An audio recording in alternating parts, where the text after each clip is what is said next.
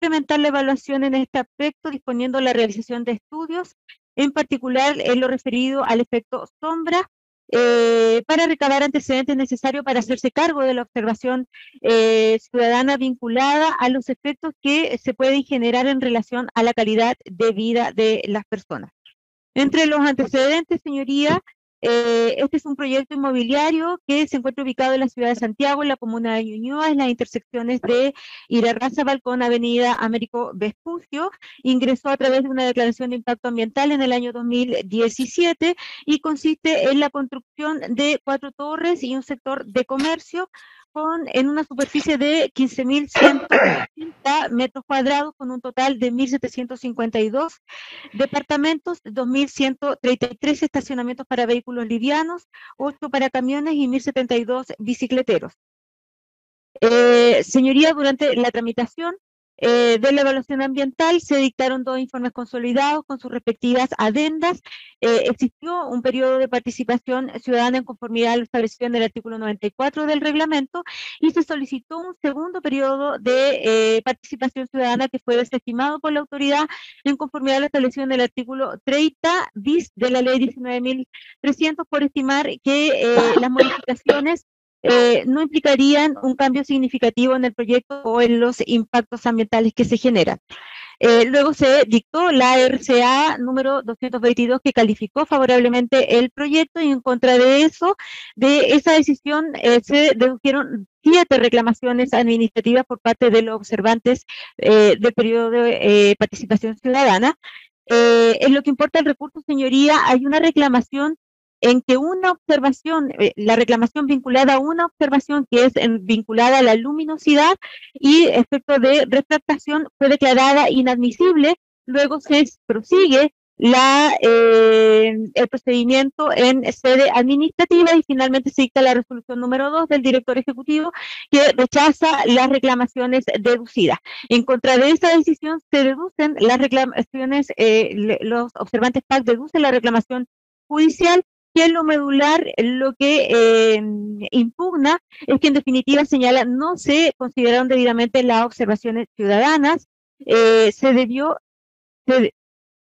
abrir un segundo periodo de observaciones, debido a que existirían modificaciones sustantivas introducidas a través de la adenda. Además señala que se infringieron las normas sobre admisibilidad de las reclamaciones administrativas, y que no se evaluó adecuadamente lo establecido en el artículo 11, letra C de la ley 19.300, en relación al artículo 7 del reglamento, en relación a la alteración significativa de los sistemas de vida de los grupos humanos.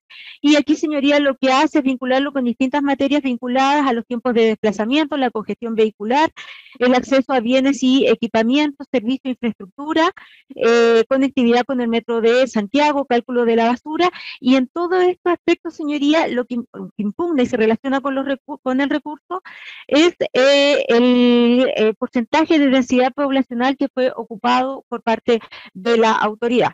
Y asimismo, respecto de la luminosidad, señala que en definitiva no habría sido evaluado y que existiría una afectación de la calidad de vida de las personas en relación al efecto sombra.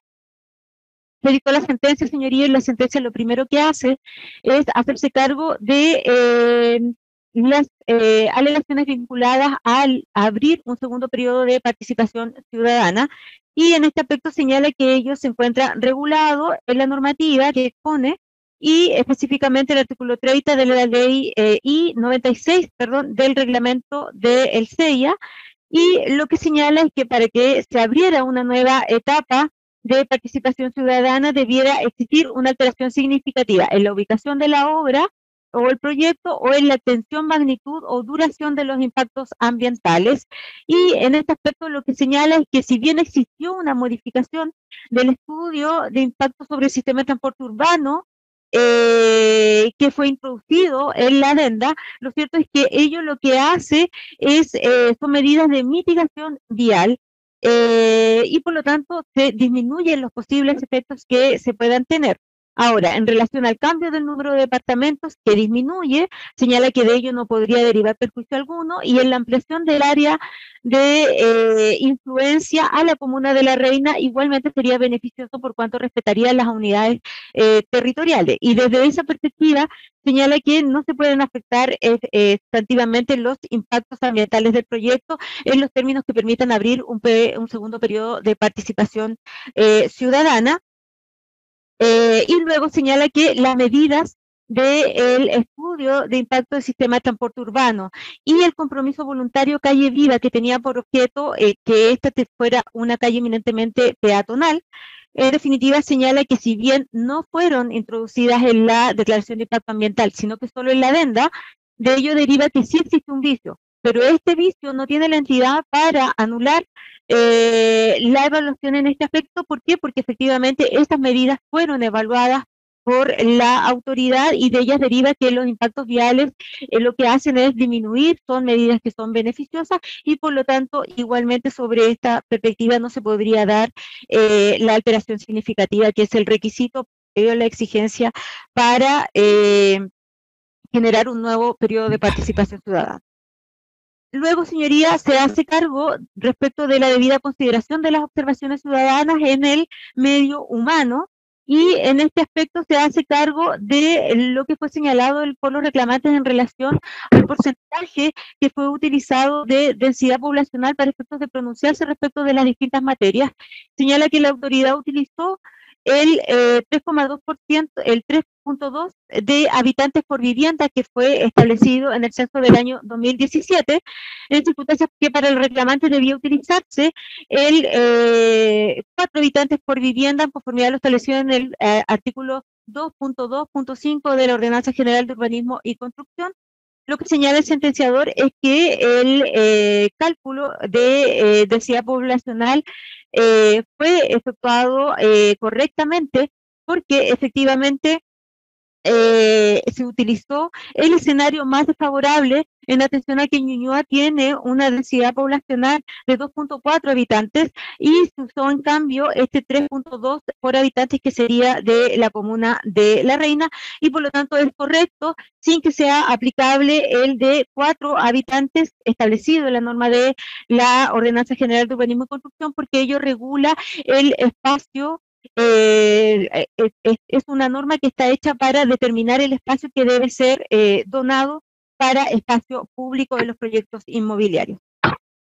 Ese razonamiento lo usa en relación al acceso a equipamientos y bienes, a la generación de la basura y la conectividad con el metro, y ahí se hace cargo además de lo señalado por la parte reclamante en relación a que solamente se tomaron en consideración 18 proyectos inmobiliarios que estaban en ejecución y dejando fuera 17 que tenían autorizaciones, y lo que señala en relación a la conectividad del metro, que era lo que se vinculaba, era que en definitiva se tomaron en cuenta 19 edificios que tenían permisos de edificación menores a viviendas menores a 300 viviendas, y además otras que se encontraban con RCA aprobadas, incluyendo además este proyecto inmobiliario, y por lo tanto rechaza la reclamación en ese aspecto.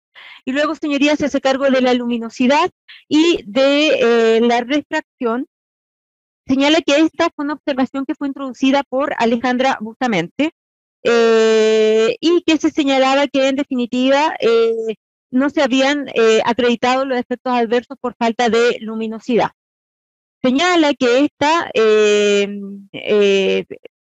dedujo un recurso de reclamación en sede administrativa que fue declarado inadmisible, pero que sin perjuicio de ello señala que esta observación fue declarada pertinente y fue abordada en el ICE, y por consecuencia corresponde determinar si fue debidamente abordada o no por la autoridad. Señala que la autoridad señaló que no era un efecto que pudiera afectar los sistemas de vida de los grupos humanos, y en consecuencia solamente debía estar abordado por la normativa de la Ordenanza General de Urbanismo y Construcción. Y lo que señala el tribunal es que aquello es equivocado, porque en conformidad a lo establecido en la letra F del artículo 11 de la ley 19.300, en relación al artículo 7 del reglamento, se debe evaluar la intervención del uso el uso o la restricción del acceso a los recursos naturales y que la luz es un recurso natural, que la falta de luminosidad puede afectar la calidad de vida de las personas y por lo tanto debe ser parte de lo que se evalúa en el sistema de evaluación ambiental. Y que ello deriva de las normas de la ordenanza que establecen una regulación y además del actual estado del arte, señalando que los estándares internacionales señalan que ello debe evaluarse el efecto sombra, más bien la falta de luminosidad en relación a los espacios interiores y a los espacios exteriores, destacando el derecho a la luz vigente en el Reino Unido.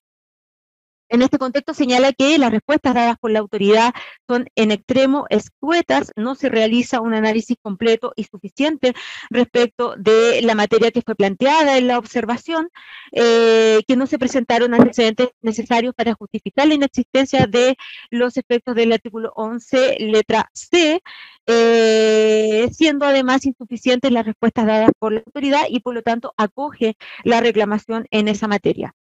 Luego, señoría, se hace cargo respecto de la reclamación vinculada a la inadmisibilidad de los recursos administrativos y esta materia toca con la reclamación efectuada por Alejandra Bustamante, que fue vinculada a la luminosidad, que fue declarada inadmisible, y lo que hace señalar es que fue correctamente declarada inadmisible por la autoridad, porque en definitiva no era aplicable lo establecido en el artículo 31 de la ley 19.880, porque se está ante un procedimiento que se encuentra expresamente regulado y que se establece que se debían dar las fundamentaciones respecto de la reclamación, cuestión que no se hizo respecto de la luminosidad.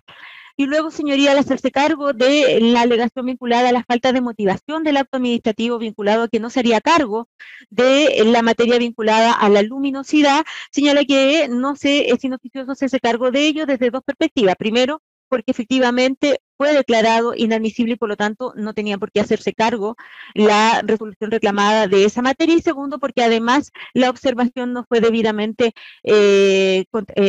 contestada por parte de la autoridad y por lo tanto eso motivó que se acogía el reclamo. Y en ese contexto resuelve acoger en los términos que señalé en un principio, señalando que además se aclaraba que el remanente válido podía ser ejecutado a su riesgo por parte del titular del proyecto. Se deduce recurso de casación en la forma de los reclamantes que fue declarado inadmisible y recurso de casación en el fondo. Se denuncia la infracción del artículo 30 bis, inciso segundo de la ley 19.300 y aquí lo que señala es que se debió abrir un segundo periodo de participación ciudadana y yerra el tribunal al señalar que aquí no se darían las hipótesis porque el mismo tribunal establece que existieron cambios sustantivos en las adendas en relación al estudio de las medidas del estudio del sistema de transporte urbano, el número de departamentos, la metodología, la incorporación del compromiso voluntario calle viva, y sin embargo, yerra al señalar que por la sola circunstancia de ser estos beneficiosos, en definitiva no deberían vincular una reapertura de un sistema de observación de participación ciudadana, porque bajo ese contexto nunca existiría ese periodo si se estima que serían beneficiosas las eventuales medidas que deben ser observadas por parte de la autoridad. Luego señala que además se hace referencia a nuevos impactos significativos en circunstancias que una declaración de impacto ambiental por naturaleza no debe llevar impactos significativos. Y luego señala que constata efectivamente que en relación al estudio del sistema de transporte urbano y del compromiso calle viva existe un vicio y a pesar de ello no anula la resolución en esta materia. Luego, señoría, el segundo acápite, la infracción del artículo 12 bis, letra B de la ley 19.300 en relación al artículo segundo, inciso tercero de la Ley General de Urbanismo y Construcción, y lo que señala es que aquí existió un cálculo incorrecto de la densidad poblacional y reitera sus alegaciones referentes a de que se debía utilizar el cálculo en conformidad a lo establecido en el artículo 2.2.5 de la Ordenanza General de Urbanismo y Construcción, 4 habitantes por vivienda y no 3,2 habitantes según el censo del año 2017, porque eso no corresponde al escenario más desfavorable en conformidad a lo establecido en el artículo 19, inciso final del reglamento. y señala que, en definitiva, si bien efectivamente la norma de la ordenanza se refiere a la cesión gratuita de terrenos para satisfacer necesidades, estas se refieren a necesidades de áreas verdes y por lo tanto tiene un componente ambiental y por lo tanto eso justifica la aplicación de esa densidad. Luego, señoría, se deduce recurso de casación en la forma por parte de... La petición concreta del recurrente. Solicita anular y dictar sentencia de reemplazo que acoja en todas sus partes la reclamación. Muy bien, señoría, el recurso de casación en la forma deducido por el Servicio de Evaluación Ambiental es la causal de ultrapetita prevista en el artículo 768 número 4 del Código de Procedimiento Civil en su modalidad de extrapetita.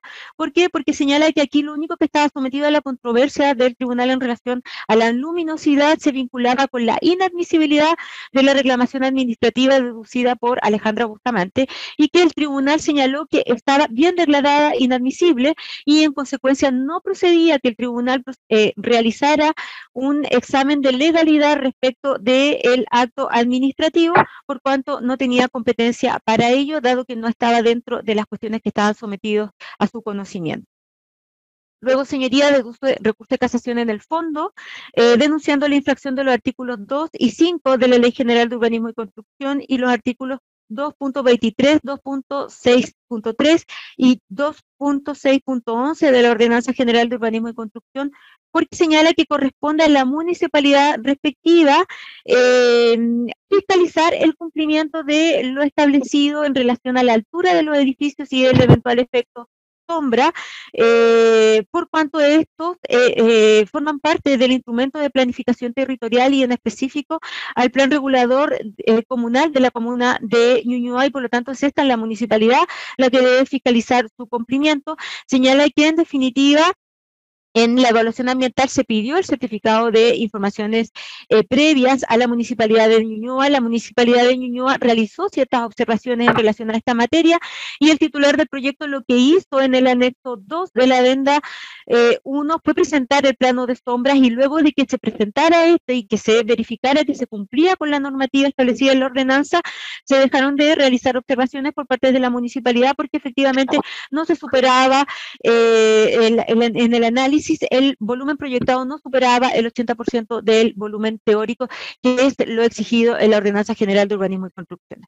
Luego, señoría, en relación a la segunda acápite, denuncia la infracción del artículo 30 de la Ley 20.600, porque se infringen las normas de competencia material del Tribunal Acuo, por cuanto señala que no podía pronunciarse respecto de la legalidad del acto administrativo, soslayando que su mismo examen lo que hace es ratificar la inadmisibilidad de la reclamación deducida por Alejandra Bustamante en relación a la luminosidad y por lo tanto al entrar a realizar el análisis de fondo que realiza excede el marco de sus competencias.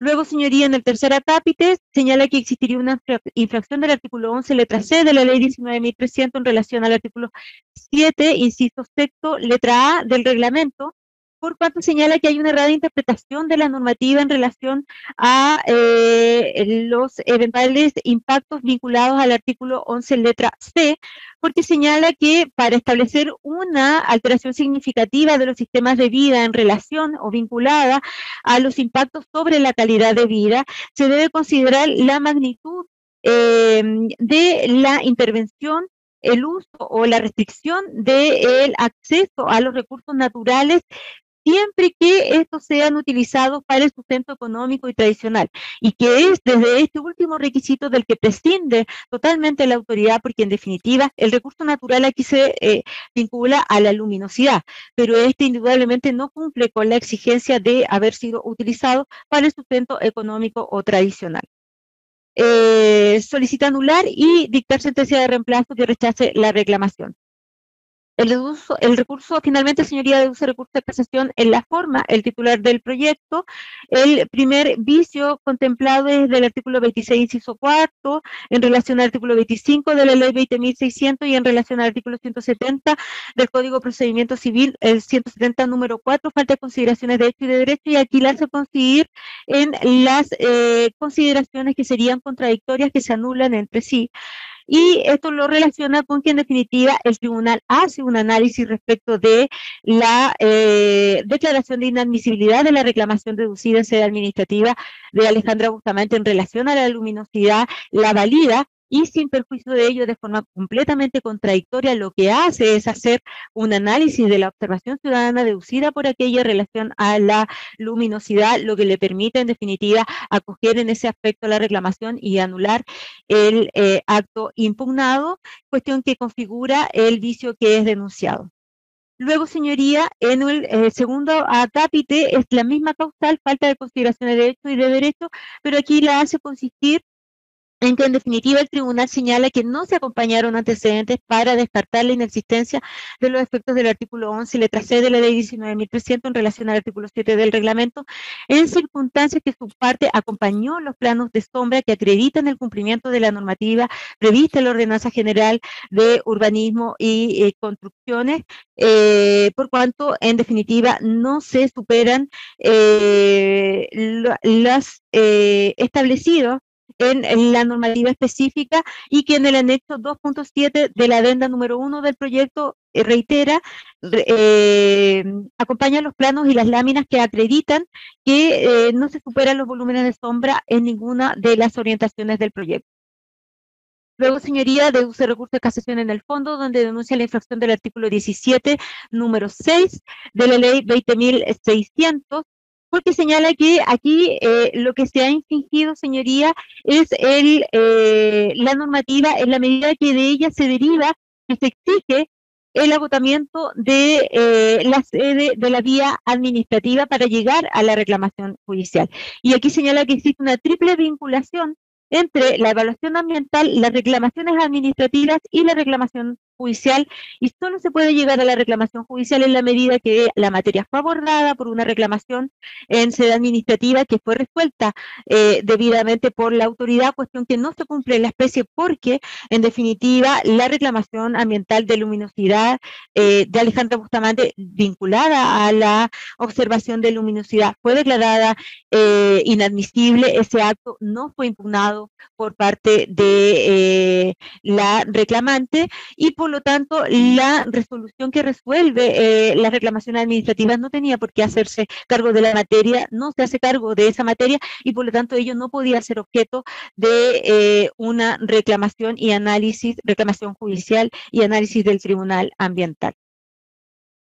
Luego, señoría, denuncia la infracción del artículo 11, letra C, 12 bis, letra B de la ley 19.300, por cuanto señala que en definitiva su parte acompañó los antecedentes técnicos necesarios para descartar los efectos del artículo 11, letra C de la ley 19.300 en relación a que su parte acompañó en el anexo 2.5 los planos de sombra del proyecto, cumpliendo las exigencias previstas en el artículo 2.6.11 de la Ordenanza General de Urbanismo y Construcciones, que fue desconocida por el tribunal. Y finalmente, el tercer acápite denuncia la infracción del artículo 2, inciso tercero de la Ley General de Urbanismo y Construcciones en relación al artículo 2.6.11 de la ordenanza, que no fueron aplicados en relación al desconocimiento de que efectivamente su parte acreditó con los planos de sombra y con el cuadro comparativo que demuestran que en definitiva en ninguna de las orientaciones del proyecto se sobrepasan el volumen teórico previsto en la legislación. Eso sería, señoría. Muy bien. Puede alegar en primer término don Jorge Cach.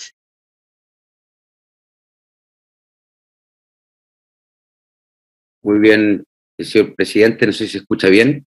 Sí. Muy buenos días, por su intermedio a la selectísima sala. Por la venia de su señoría y por su intermedio, vengo a alegar el recurso de casación en el fondo, acogido a tramitación en contra de la sentencia del segundo Ilustre Tribunal Ambiental de Santiago, ya refería a la relación en representación de los vecinos de Ñuñoa, cuya individualización también forma parte del expediente administrativo, a efectos de que sea acogida y disponga con arreglo a la ley lo que estime conducente al efecto. No quisiera dejar pasar, señor presidente, por su intermedio, a efectos de que mi alegato sea útil y conducente para ilustrar de mejor manera la causal en que se funda el recurso.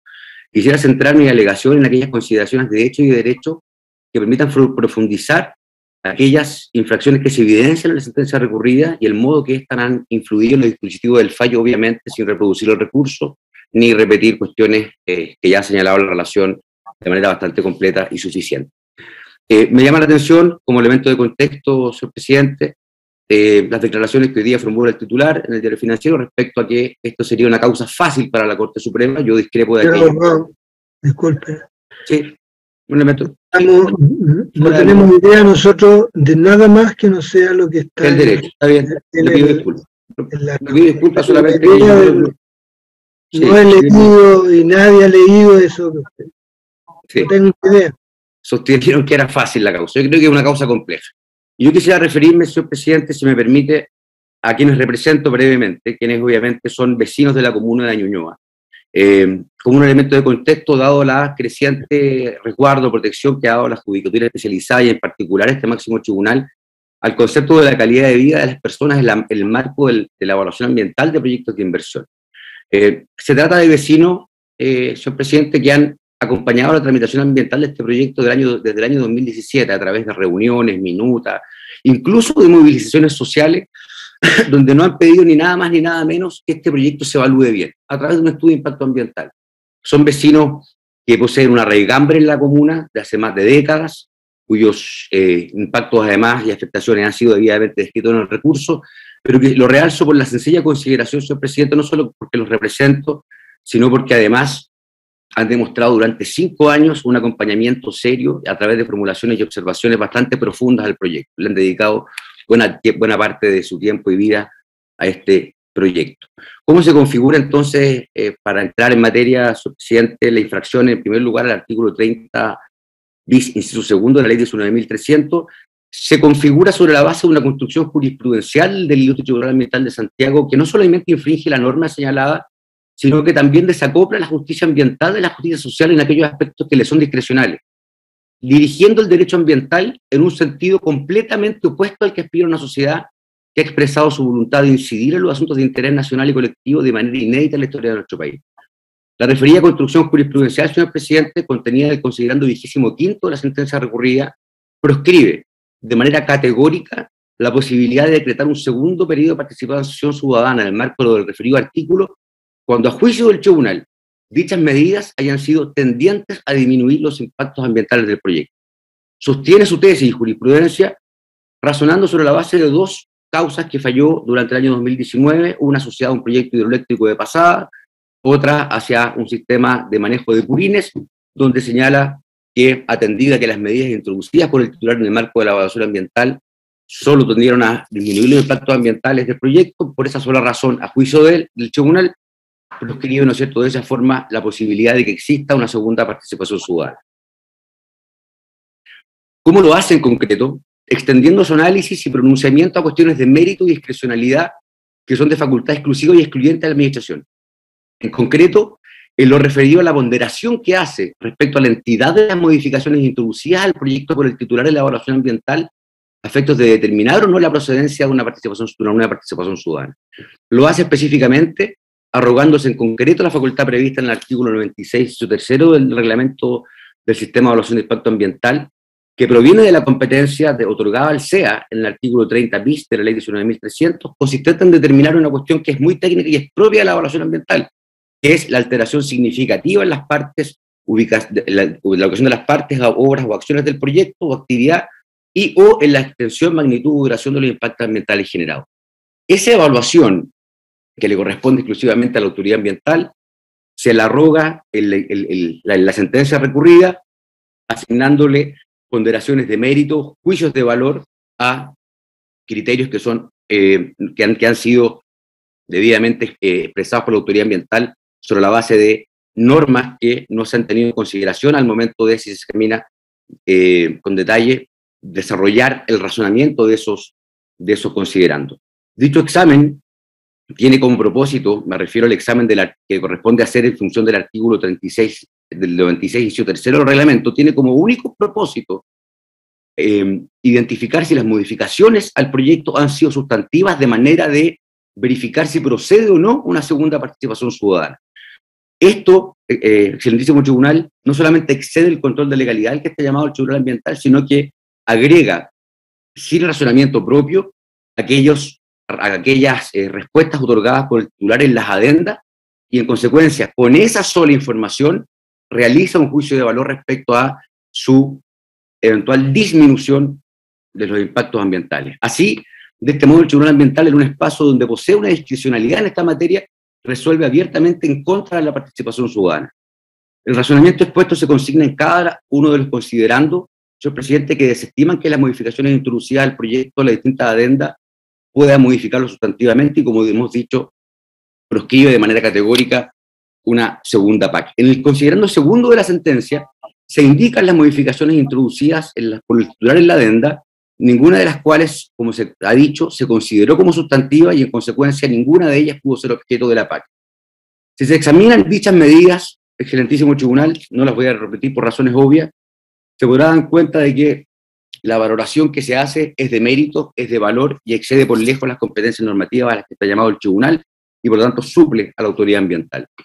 En este sentido, el sesgo de mérito que otorga la valoración ambiental que hace el Servicio de Evaluación Ambiental respecto del pronunciamiento de servicios competentes exorbita el ámbito de tus competencias e incide en la decisión directamente o no de poder ordenar una segunda participación ciudadana. Sobre este punto quisiera referirme específicamente a dos considerandos que son especialmente relevantes. El 16º, a propósito de las medidas del EISTU y la estimación de residuos, señalar que dicho EISTU contiene 11 medidas que se encuentran descritas en el recurso y que, si bien no forman parte de los contenidos mínimos de la declaración de impacto ambiental, como ha dicho este máximo tribunal, ello no implica que los efectos de las medidas contenidas en dicho instrumento no puedan dar lugar a un segundo proceso de PAC. En el 18º, respecto al cambio de metodología utilizada empleada por el titular para levantar la información de la caracterización de medio humano en el área de influencia, es importante señalar también de que el titular amplía el área de influencia a la comuna de La Reina, que tampoco, ¿no es cierto?, en función de las unidades territoriales que se agregan, pudo ser parte del proceso de participación ciudadana. El considerando 21º, segundo y tercero, respecto a los cambios consistentes en la incorporación de las medidas del EISTU, específicamente compromiso calle Viva para calle Juan Sabaj, son 7 las medidas del EISTU, todas de especial y directo impacto en los sistemas de vida y costumbre de las comunidades próximas, excelentísimo tribunal, y que, no obstante el vicio que constata el Tribunal Ambiental señalado por la relatora, finalmente no pudieron ser observadas, atendido que, a juicio del Tribunal Ambiental, no revisten el carácter de esencial. De este modo, para entender el razonamiento ilegal, conforme al criterio descrito, jamás, esto es muy importante, jamás habrá un segundo periodo de participación ciudadana cuando el Tribunal Ambiental estime que las medidas introducidas por el titular han sido tendientes a disminuir los impactos ambientales. Desde nuestro punto de vista, esa es una valoración que le compete al Servicio de Evaluación de Impacto Ambiental, y no por el solo hecho de ser, o eventualmente, objetivamente, disminuir los impactos ambientales, no por ese razonamiento debería quedar proscrito casi de pleno derecho el derecho a participar de la ciudadanía. Es decir, se está diciendo que si son y disminuyen los impactos ambientales, la ciudadanía no puede participar. Es un razonamiento, señor excelentísimo tribunal, que no solamente excede el ámbito de sus competencias, sino que va en contra de lo que está ocurriendo hoy día en el avance normativo en materia de participación ciudadana, específicamente en el artículo 30, respecto al artículo 30 bis. Me refiero a dos materias específicas para cerrar esta primera infracción. Primero, el nuevo instructivo del SEA, que si bien no aplica, revisa y precisa el alcance de cargas ambientales, que es de junio del año 2022, y precisa el alcance de beneficio social, indicando que, comillas, con su venia, los edificios con destino habitacional se entiende que también generan beneficios sociales. Invoca el efecto, para los efectos de fundar el instructivo, la adhesión de nuestro país al acuerdo de Escazú. Hago presente sobre este punto que la denegación que hubo a la primera participación ciudadana por parte del SEA fue precisamente por no configurarse el concepto de beneficio social que hoy la misma autoridad ambiental entiende que aplica a este tipo de proyectos. Y por último, señalar también la ley 21.449, publicada curiosamente el mismo día de dicho instructivo, que amplía el 30 días el plazo consignado en el artículo 30 bis para que las comunidades puedan solicitar la apertura de un procedimiento PAC en el marco de una día. Es decir, el tribunal resuelve no solamente en contra de la norma, sino además en contra del avance normativo institucional que está teniendo nuestro país específicamente sobre esta materia. Respecto a la infracción al artículo 12, paso a la segunda infracción, señor presidente. No le escucho. Lo que quería, si nos puede orientar concretamente cómo se constituiría en este caso el vicio, en el caso en particular. Al infringir la norma que le prohíbe a la autoridad, al tribunal ambiental. Sí, entendimos todo lo objetivo, sí. Pero específicamente, ¿en qué es el aspecto que se disminuyó el proyecto y que requeriría de alguna observación ciudadana, si la tiene? Porque entiendo que la observación ciudadana puede venir de usted o cualquier otra persona, pero si usted la tiene respecto de las modificaciones en concreto del proyecto. Su pregunta es muy denunciar. Sí, presidente, sí. Pasa que el vicio denunciado anteriormente se entiende y explica en función de los supuestos metodológicos y normativos que impidieron arribar a una conclusión razonable. Por eso, si me permite desarrollar el siguiente planteamiento, probablemente va a quedar de manera... Muchas gracias. Respecto a la infracción al artículo 12 bis letra B de la ley 19.300, en concordancia con la ley, con lo dispuesto en el inciso segundo del artículo tercero de la Ley General de Urbanismo y Construcción. La infracción de derecho en este punto, el excelentísimo tribunal, se configura en virtud de lo razonado en los considerandos 97 y 125. En concreto, al desestimar las condiciones más desfavorables que debió evaluarse el proyecto en materia de densidad poblacional, impidiendo de ese modo descartar los efectos adversos significativos en los sistemas de vida y costumbres próximos al proyecto, conforme lo previene el artículo 11 letra C de la Ley 19.300, infringiendo de este modo el artículo 12 bis letra B de la Ley 19.300. ¿Cómo lo hace? ¿Cuál es el error de derecho? No se considera la condición más desfavorable en dos aspectos que son extraordinariamente sensibles. En primer lugar, en la selección del factor de cálculo para determinar la densidad poblacional. Sobre este punto, excelentísimo tribunal, se ha discutido en el marco de esta controversia cuál objetivamente es el factor que representa la condición más desfavorable para evaluar la densidad poblacional de un megaproyecto de estas características. Por una parte, el CEA y el titular indican que es una práctica aceptada en el CIA, la utilización del factor del INE, digamos, y del censo, y que es una cifra válida y oficial. Sobre esto, excelentísimo tribunal, no existe controversia alguna, al punto que ha sido esta excelentísima Corte la que ha validado la utilización de estas cifras del INE como un instrumento suficiente para determinar el promedio de habitantes por vivienda. Entonces no está en duda la oficialidad del dato, la utilidad que puede prestar para la predicción de políticas públicas, para el crecimiento del país. La pregunta es otra desde el punto de vista ambiental. Es cuál objetivamente es la norma que nos ayuda a evaluar este proyecto en su condición más desfavorable, atendida a la enorme diferencia que existe entre utilizar el factor del INE y la norma que vamos a señalar a continuación, consignada en la Ordenanza General de Urbanismo y Construcción.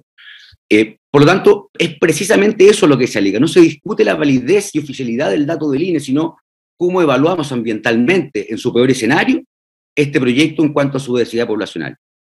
Un indicador de política pública o una norma urbanística proveniente de la UUP, cuya aplicación al derecho ambiental ha sido ampliamente reconocida por este tribunal también, por la Contraloría. Y quisiera respecto de eso formular una rectificación, si me es posible, excelentísimo presidente, si me lo permite.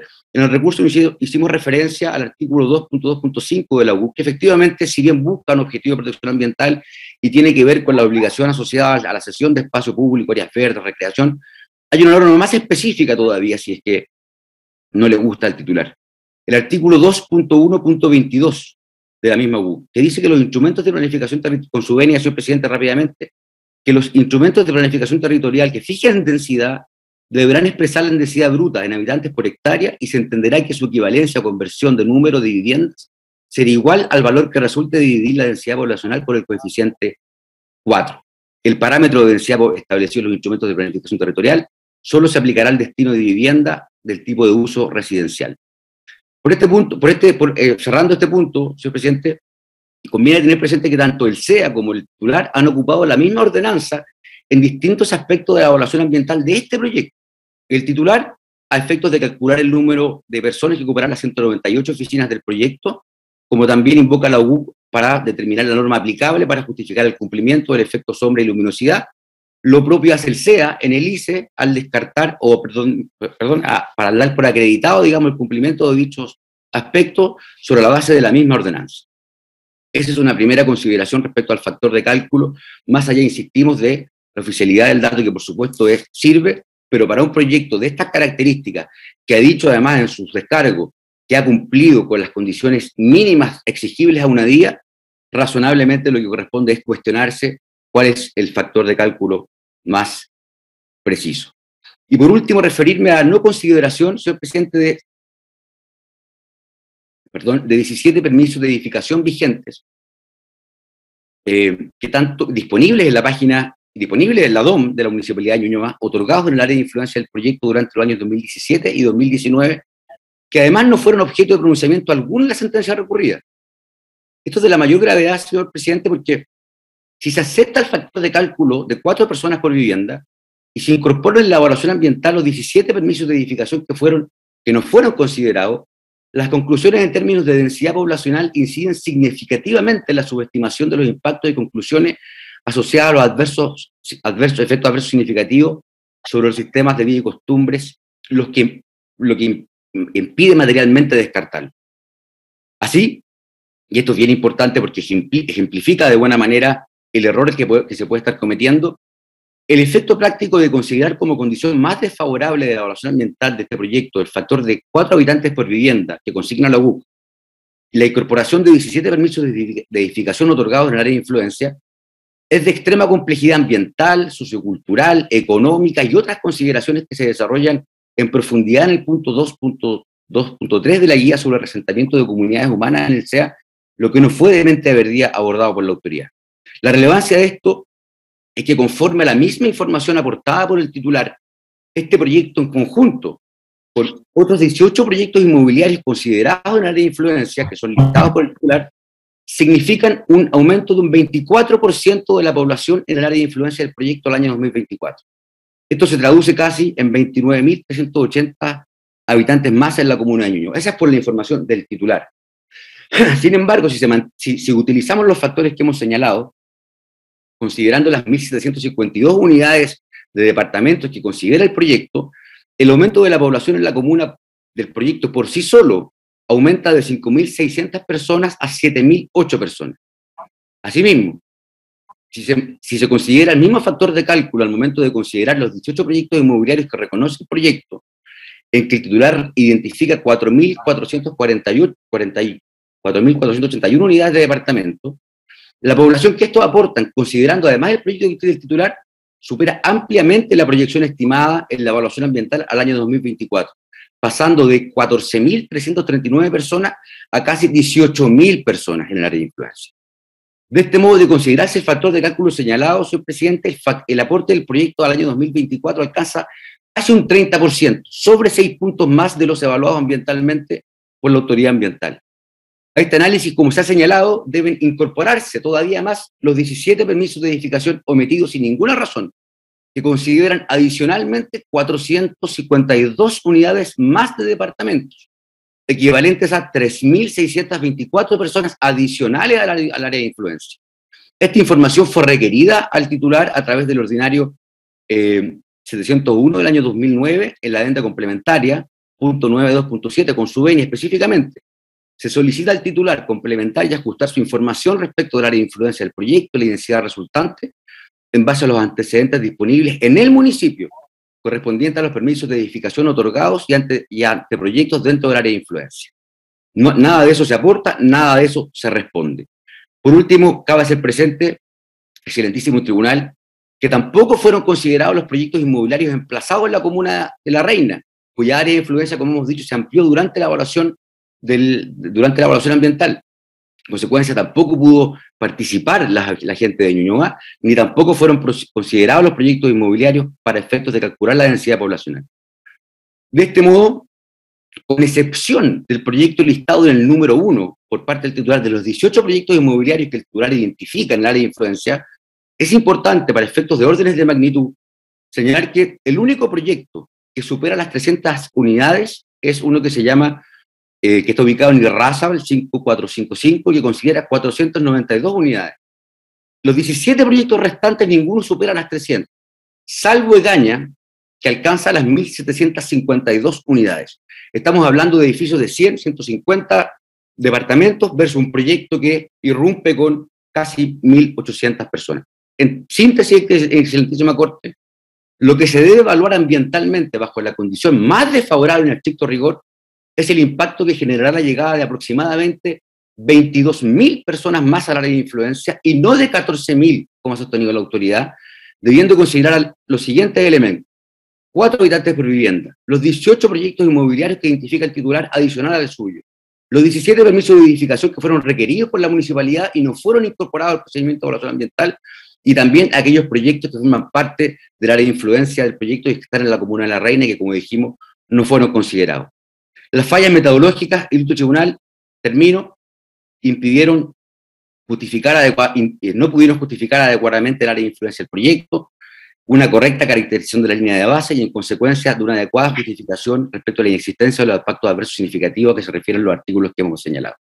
Culmino mi alegato, excelentísima Corte, señalando que los énfasis señalados realizados se sustentan en profusa jurisprudencia de este máximo tribunal, que por razones obvias no reproduje, pero que sin embargo pueden contribuir a que nuestro sistema judicial, que debe resolver este tipo de controversias caso a caso, pueda lentamente pero sostenidamente avanzar hacia un sistema de precedentes por parte de este máximo tribunal, especialmente en materia ambiental. Conforme a lo expuesto, solicito acoger el recurso de casación interpuesto en todas sus partes, invalidando la sentencia recurrida y acto continuo sin nueva vista, pero separadamente dicha sentencia de reemplazo, acogiendo la reclamación, el recurso en todas sus partes con empresa condena en costa, excelentísimo presidente. Voy a alegar a continuación don Raúl Herrera. Muchas gracias, señor presidente, por su intermedio y con su venia. Comparezco ante este excelentísimo tribunal para formular alegatos a propósito de los recursos de casación, en la forma y en el fondo que formuló el Servicio de Evaluación Ambiental, solicitando desde ya que estos se acojan en atención a los fundamentos que a continuación pasaré a exponer. Antes de comenzar, y voy a hacerme cargo en el orden que se presentan los recursos de casación, de las causales de casación en la forma, tanto como de las causales de casación en el fondo, quisiera hacer una pequeña rectificación de hecho en relación a lo que se señaló al inicio de esta audiencia por la relatora, específicamente porque es de la máxima relevancia enlazar ese antecedente que se omitió respecto de la reclamación judicial de los observantes PAC con la causal de casación en la forma. ¿En qué consiste esta? Primero, que lo que se alega en la reclamación judicial y se somete por ende al conocimiento del ilustre segundo tribunal. Señor abogado, la casación en la forma de la anterior parte fue declarada inadmisible. No, estoy hablando de nuestra causal, señor presidente. Ya, muy bien. Perfecto.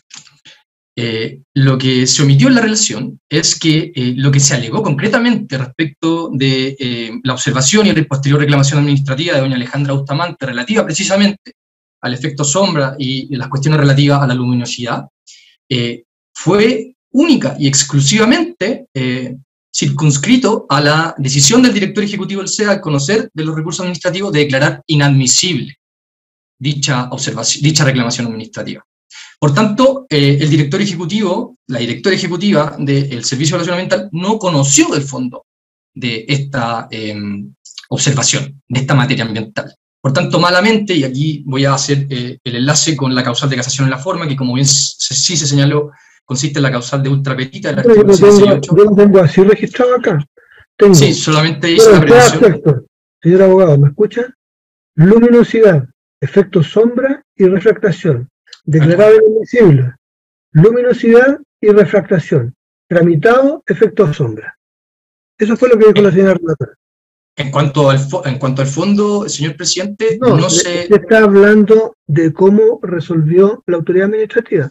Y yo lo anoté y lo tengo escrito expresamente acá en mi apunte. De perfecto, la forma como yo le estoy diciendo. Entiendo lo que señala. Lo que yo quería precisar era que el director ejecutivo del SEA no conoció del fondo de eso porque decidió declararlo inadmisible. Hecha esa aclaración, paso a alegar la causal de casación en la forma, que como señalaba, se basa en el artículo 768, numeral 4, particularmente la modalidad de extrapetita, por cuanto esta parte estima que el segundo tribunal ambiental resolvió la sentencia impugnada un asunto no sometido a su decisión, puesto que no se sometió vía el recurso de reclamación judicial de las reclamantes los aspectos referidos al fondo de las observaciones referidas a luminosidad, efecto sombra y ventilación. ¿Esto cómo se manifiesta en el fallo, señor presidente? Si uno hace un análisis de este, puede advertir que los artículos 175, considerando 175, 184 y 185, precisamente regulan esta materia.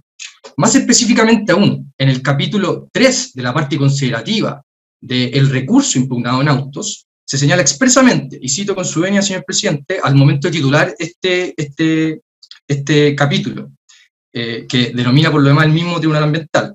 Tercero, admisibilidad de los recursos administrativos y petición de antecedentes por la autoridad. En el considerando 175, ¿qué es lo que se señala específicamente? El Tribunal Ambiental lo que hace es consignar y resumir las alegaciones en esta materia de la reclamante, señalando expresamente que los reclamantes solicitan revisar la legalidad de la decisión de la directora ejecutiva del Servicio de Evaluación de declarar inadmisibles las observaciones ya señaladas en materia de ventilación, sombra y luminosidad, y no otra cuestión. Por tanto, no consistía, lo referido a estas materias ambientales, en cuestiones que eran controvertidas. Aún más, señor presidente, en el considerando 184, lo que se señala expresamente, y cito, con su venia, señor presidente, por parte del segundo Tribunal Ambiental, es que la resolución que se pronunció sobre la admisibilidad de los recursos administrativos no fue impugnada por los recurrentes supuestamente afectados por lo resuelto. O sea, van un paso más allá y desglosa específicamente qué es lo que se hizo y lo que no se hizo en el recurso judicial y asimismo en la etapa administrativa. Y entrando derechamente en el detalle de lo que se solicita revisar al Tribunal Ambiental por parte de la reclamante, es el no haber utilizado la facultad que regula la Ley de Base de Procedimiento Administrativo, particularmente en su artículo 31, en donde se faculta a la Administración a solicitar los antecedentes que se advierta, se omiten en la solicitud del interesado, regulados por lo demás en el artículo 30 del mismo cuerpo legal. Pues bien, lo que decidió la autoridad ambiental es no aplicar esta norma, puesto que estima que aplica la regla especial contenida en el artículo 30 bis en relación al artículo 78 del Reglamento del Sistema de Evaluación de Impacto Ambiental, que precisamente regula con detalle, señor presidente, la admisibilidad de los recursos administrativos, estimando que procedía a resolver de plano la inadmisibilidad de dicho recurso. ¿Qué es lo es que precisamente constituye el agravio que funda esta causal de casación? Es que, primero, en el considerando 185, el Tribunal Ambiental decide ratificar la legalidad de la decisión de la Dirección Ejecutiva del SEA de declarar inadmisible las materias referidas a la reclamación de las materias referidas a luminosidad, ventilación y efecto sombra. Sin embargo, y sin que medie una justificación y un nexo lógico con ello, en los resuelvos 1 y 2 del fallo impugnado en autos, resuelve precisamente en atención a los fundamentos y revisión que realiza escuetamente por lo demás de las materias ventilación, sombra y luminosidad, acoger parcialmente los recursos de reclamación de autos. Me gustaría, hecha el desglose de cómo se manifiesta el fallo, citar la jurisprudencia más reciente en la materia de la causal extrapetita de esta excelentísima sala. Sin más, hace un mes, el 26 de septiembre del presente año, en la sentencia recayó el auto rol 10.572 del año 2022, también en una casación ambiental, esta vez impetrada por la Superintendencia del Medio Ambiente en la causa caratulada como INGECO con el servicio de, la Superintendencia del Medio Ambiente, en una cuestión relativa al decaimiento del procedimiento administrativo sancionatorio. Esta excelentísima Corte precisamente acogió la causal esgrimida por la Superintendencia del Medio Ambiente del 768 número 4 del Código de Procedimiento Civil. Y en este caso, esta parte estima que es aún más patente la concurrencia del vicio, puesto que el tribunal consigna expresamente, haciendo el resumen de la reclamación judicial de la reclamante, que no se somete nada más a su conocimiento que lo referido a la revisión de la legalidad de la decisión de inadmisibilidad. Por último, y a propósito de cómo esto influye en los dispositivos del fallo, cabe tener presente que, de hecho, si se hubiese circunscrito el Tribunal Ambiental a declarar y resolver el asunto, declarar la legalidad de la decisión del director ejecutivo, resolviendo así lo que sí se sometió efectivamente a su conocimiento, no se hubiese decidido acoger parcialmente los recursos de reclamación y por ende se hubiese ratificado completamente la legalidad del acto reclamado en dicha instancia. Hecho o argumentado lo relativo a la primera causal de casación en la forma, paso entonces a las 3 causales de casación en el fondo que esta parte esgrime en su recurso de autos.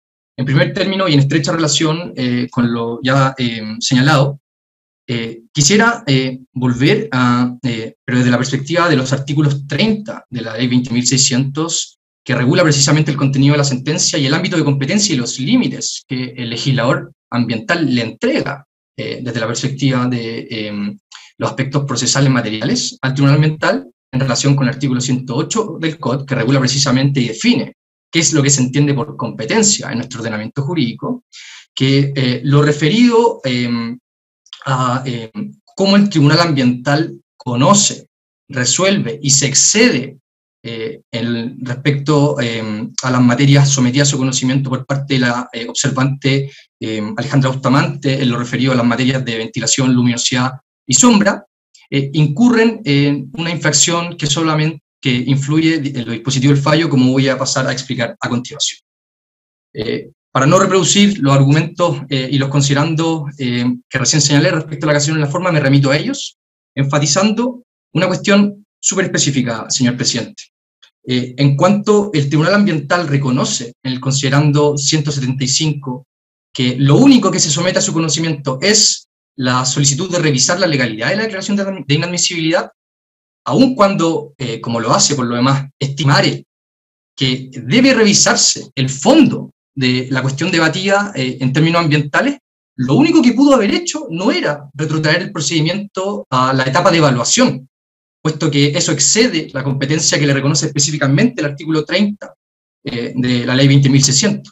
Y dado que, como señalé al inicio de mi alegato, no se agotó la vía administrativa al no conocerse el fondo de estas materias por parte de la dirección ejecutiva, si es que este excelentísimo tribunal estimare que era procedente conocer del fondo, se debió retrotraer por el segundo tribunal ambiental la etapa procedimental a la etapa recursiva, de manera que en la dirección ejecutiva del SEA pudiese conocer del fondo esto y solo así podría haber hecho un control de legalidad de fondo de estas materias.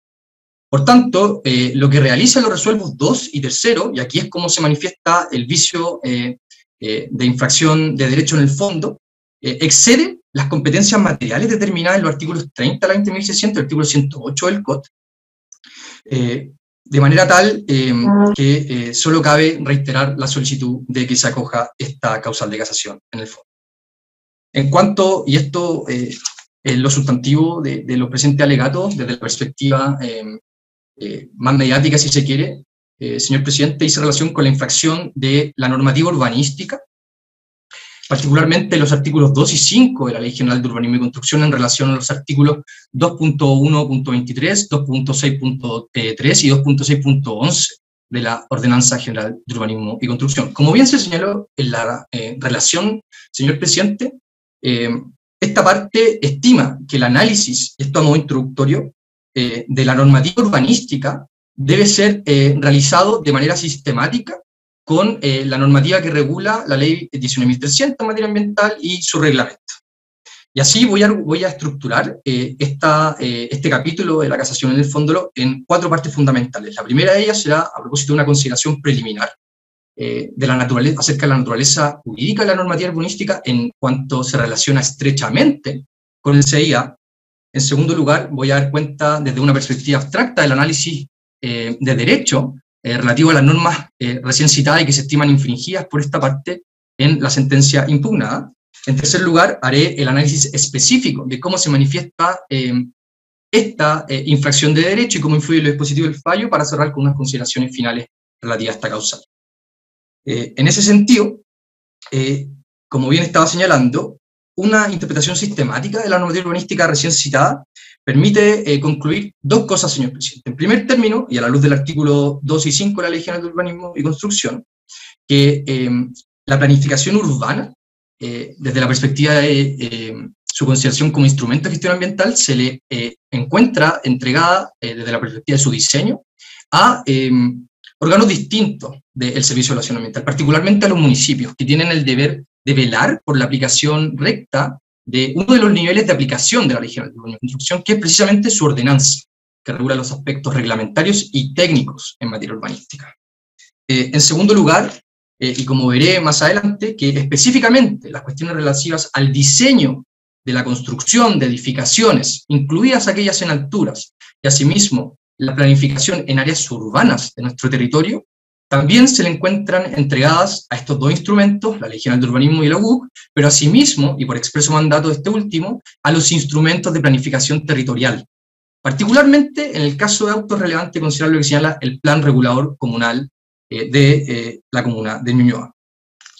En cuanto a la naturaleza de esta y el alcance y objeto de esta normativa, como bien señala el profesor José Fernández en su obra de Derecho Urbanístico, en la página 110 precisamente, ratifica la vocación de planificación urbana desde la perspectiva del desarrollo armónico territorial, que tiene precisamente los instrumentos de planificación territorial.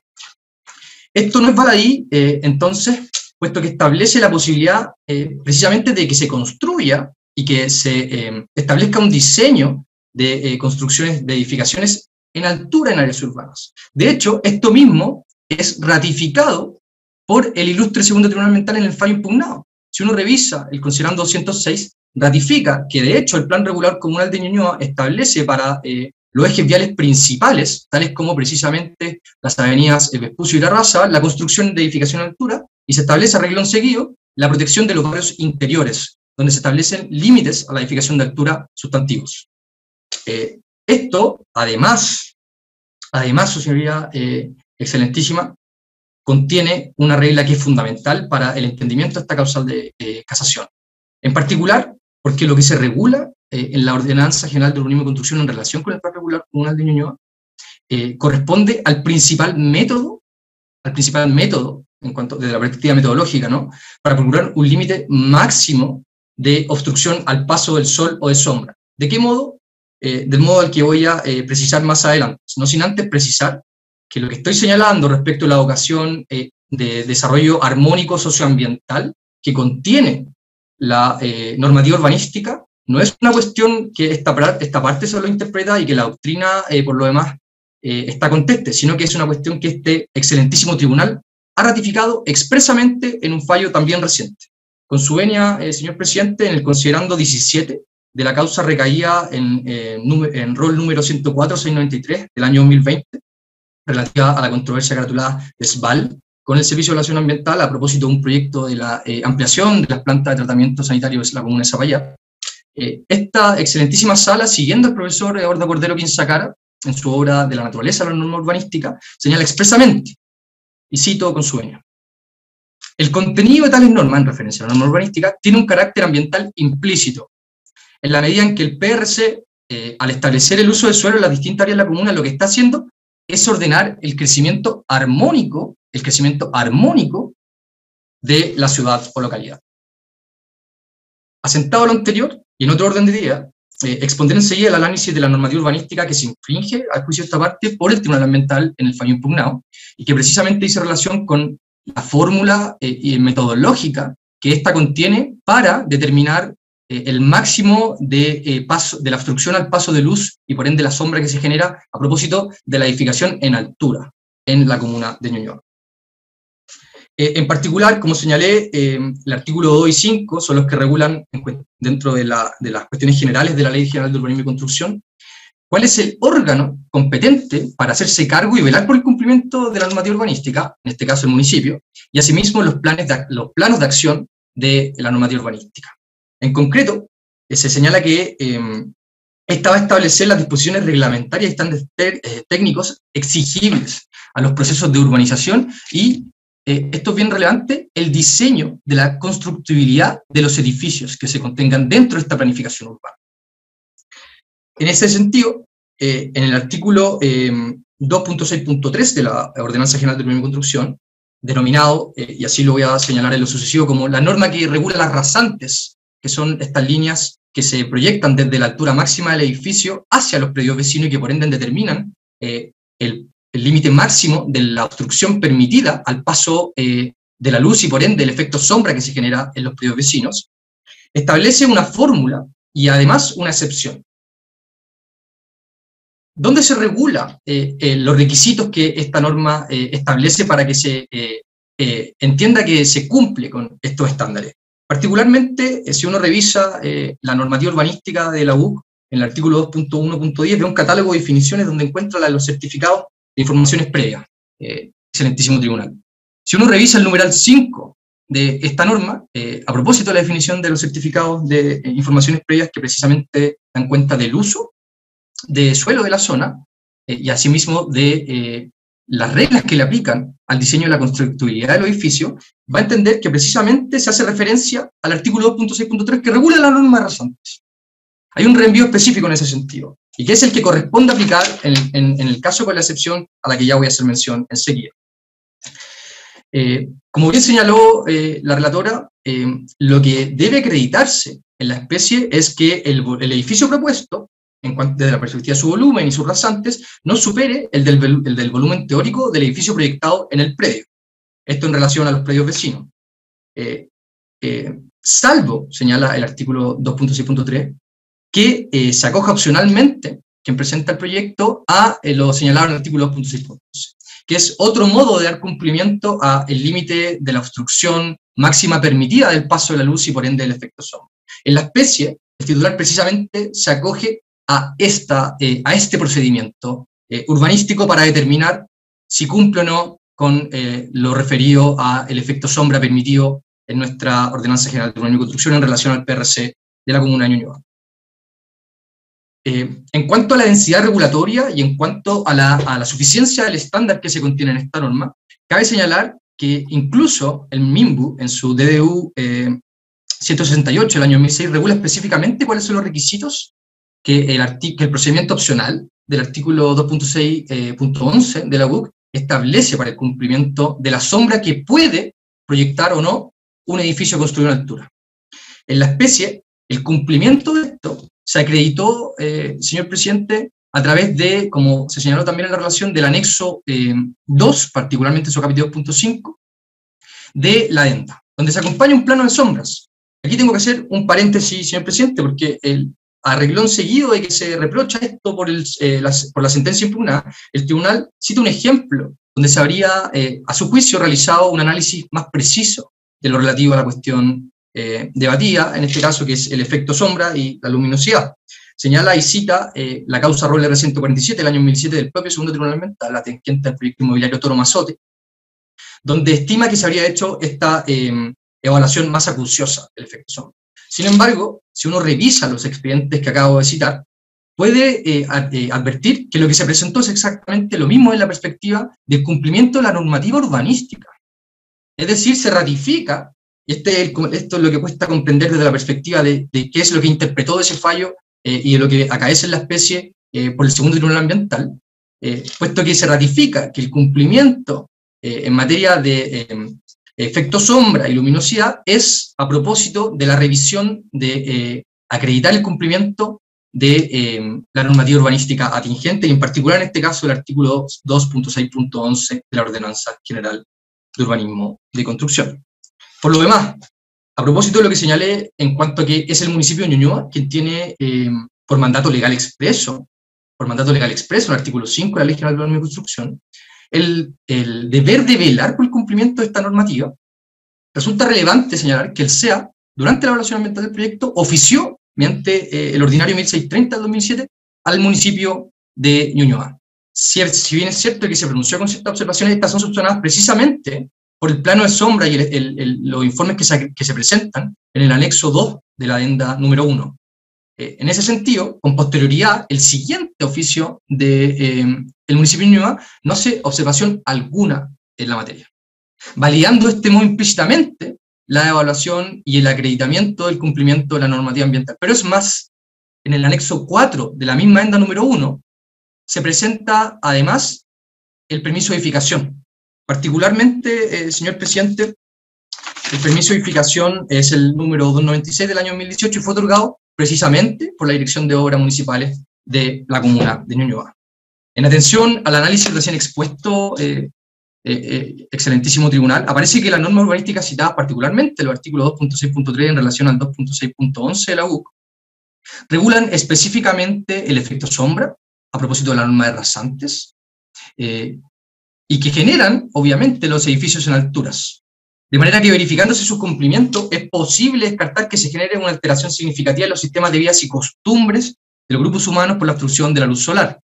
Esto particularmente entendido desde la perspectiva del contexto urbano en el que se emplaza.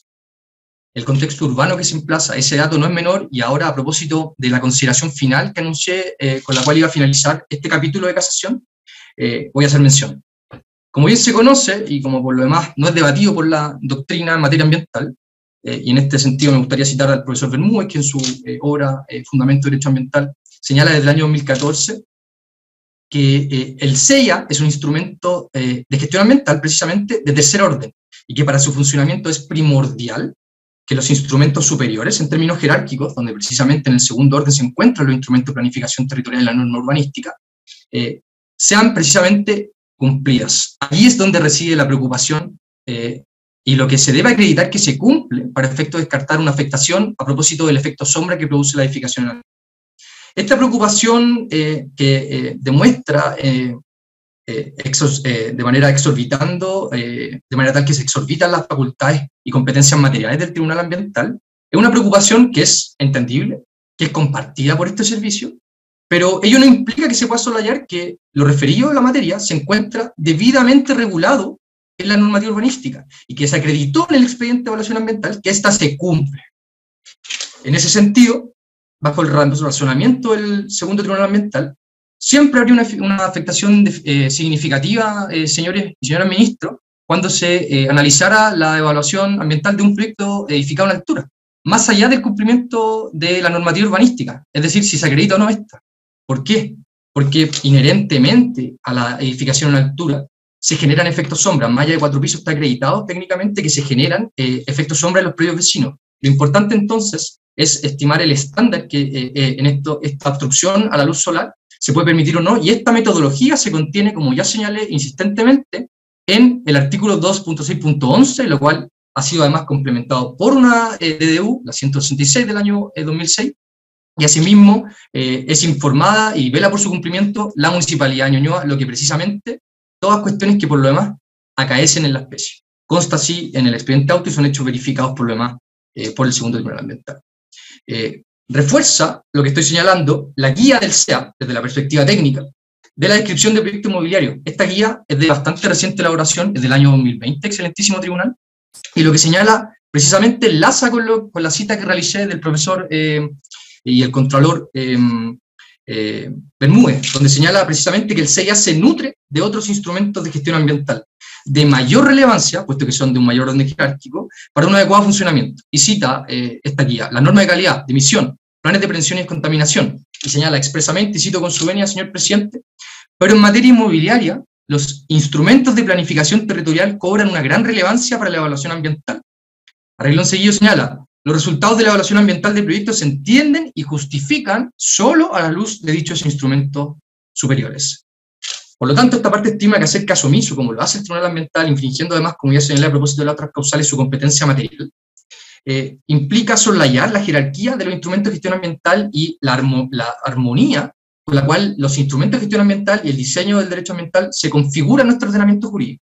Incluso, como bien adelanté, el Tribunal realizó la misma interpretación a propósito de otro tema en el fallo impugnado, a propósito de la tipología de ingreso, señor presidente. Con su venia, ¿qué es lo que señala en este considerando? Brevemente, el proyecto se inserta en el modelo de desarrollo urbano presente en la comuna de Ñuñoa, señor, protegiendo los barrios interiores de la comuna y permitiendo la edificación en altura en los principales ejes viales. Se advierte además que la edificación en altura responden al modelo de desarrollo urbano establecidos en el plan regulador de la comuna. A partir de una mera lectura incluso de esta cita y además de lo que he expresado desde la perspectiva del análisis de la normativa que he citado a propósito de esta causal, a juicio de esta parte es evidente que el modo en que se ha configurado el vicio que se alega por esta parte concurre en la especie y que además ha influido sustancialmente en los dispositivos del fallo, puesto que si se hubiese apegado y hubiese aplicado en la norma que corresponde, puesto que rige el fondo en lo relativo al efecto sombra, hubiese concluido por una parte que no era necesario entregar estudios adicionales en materia de efecto sombra, luminosidad y ventilación. Y en segundo lugar, no habría resuelto anular parcialmente la RCA del proyecto, ratificando la legalidad de dicha decisión. Por último, respecto de la última causal de casación en el fondo, y la última, esta se refiere a la infracción del artículo 11, literal C, de la ley 19.300. Brevemente, dado que tiene mucha relación con lo que he señalado anteriormente, me gustaría señalar que si uno analiza las circunstancias, efectos y características que se regulan en el reglamento del sistema de evaluación de impacto ambiental, particularmente en su artículo 7, puede encontrar dos literales que a juicio del tribunal, y sin que medie fundamentación alguna, se estiman que probablemente, en la terminología no exacta que utiliza el tribunal, pero es así, no es categórica, se configuraría un impacto significativo al medio humano, sin especificar de qué modo. Si uno analiza, y sí trata de hacer un análisis objetivo de los literales, particularmente A del artículo 7 y D del artículo 7, donde el 1 regula el acceso a los recursos naturales, habría que interpretar entonces que la luminosidad debe ser tratada como un recurso natural, pero trasplantada al ambiente urbano, y desde la otra perspectiva, es decir, del literal D, desde la afectación a la manifestación de las tradiciones, culturas e intereses del grupo comunitario. También aquí había que trasplantar al área urbano y sus hábitos comunitarios, la luminosidad y cómo ésta influye en ellos. Ninguno de los dos se configura. No solo por el cumplimiento de la normativa urbanística que ya cité, sino que también porque, de hecho, no concurren los requisitos que están listados en el artículo 7 letra A y en el artículo 7 letra D. ¿Cuáles son estos? En particular, cuando se alega un impacto significativo por una alteración en el acceso a los recursos naturales, se requiere expresamente, y esto consta en la historia de la ley, que este recurso natural sea utilizado como sustento económico del grupo humano. Máxime, si se trata de un grupo humano urbano. En la especie no existe ningún predio vecino que utilice la luz para captación productiva de la luz solar. Por tanto, no se acredita ni tampoco se argumenta cómo se configuraría esta circunstancia del artículo 7 letra A. Por lo demás, y esto desde la perspectiva ya de aterrizar el entendimiento de esta normativa, cuesta entender cuáles serían los hábitos que en el sector urbano podrían darse a propósito de un uso económico del recurso natural luminosidad. De igual forma, en relación a la literal D del artículo 7, que regula, como señalé, la afectación a las manifestaciones y tradiciones culturales del grupo humano, hay que entender, previo al análisis de esto, que los grupos humanos urbanos distan de los rurales en cuanto a su manifestación, en cuanto a la manifestación de sus tradiciones y culturas. En particular, si uno considera la luz como el elemento a analizar, esta sí incide en el sector rural, a propósito incluso de los horarios de trabajo. Es conocido, es propio de la cultura del sector rural de nuestro país, que se comienza a cosechar, por ejemplo, a horas tempranas de la mañana, la fruta durante la temporada de cosecha, a propósito del beneficio que produce eso respecto de las características de la fruta a la hora de ser recogida. No ocurre así, o ocurre más bien de un modo diverso en el área urbana. En el área urbana, la edificación de altura, como reconoce en el considerando 206 el Tribunal Ambiental, como reconoce la página 5 de la Guía de Proyecto Inmobiliario del SEA, como reconoce además la normativa urbanística, como ratificó el municipio de Ñuñoa, al evacuar su ordinario dentro del proceso de evaluación ambiental, se manifiesta de un modo diverso. El acceso a la luz se da en el área urbana, a propósito de parques donde la gente trota y pasea mascotas, y no se da necesariamente, siempre y cuando existen límites, ¿cierto?, que están regulados en el 2.6.3 en relación al 2.6.11 de la UUC, no se regula específicamente la imposibilidad de generar efecto sombra, sino que se regula un máximo permitido. Entender, por tanto, que por la sola consideración de que se genera un efecto sombra y de desatender el amplio análisis urbanístico, que tiene una naturaleza implícita ambiental, como esta excelentísima Corte ha reconocido en el fallo que cité, implica que se genera una infracción de derecho a el modo en que se interpreta y aplica el artículo 11, letra C, de la ley 19.300.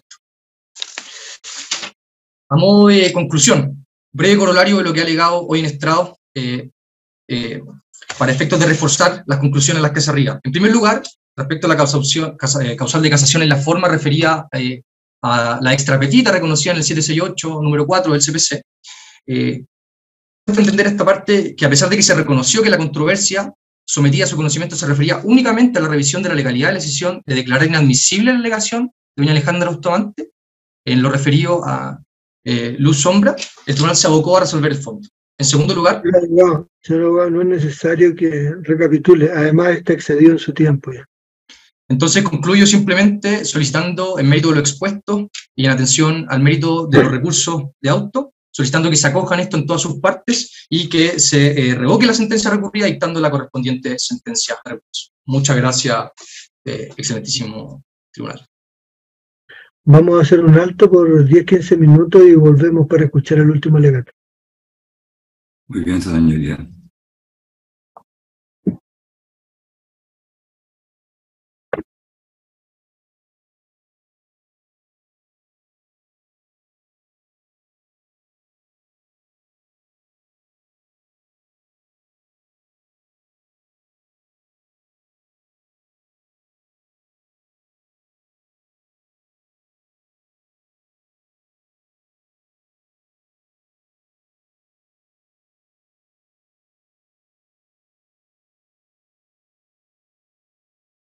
SPA.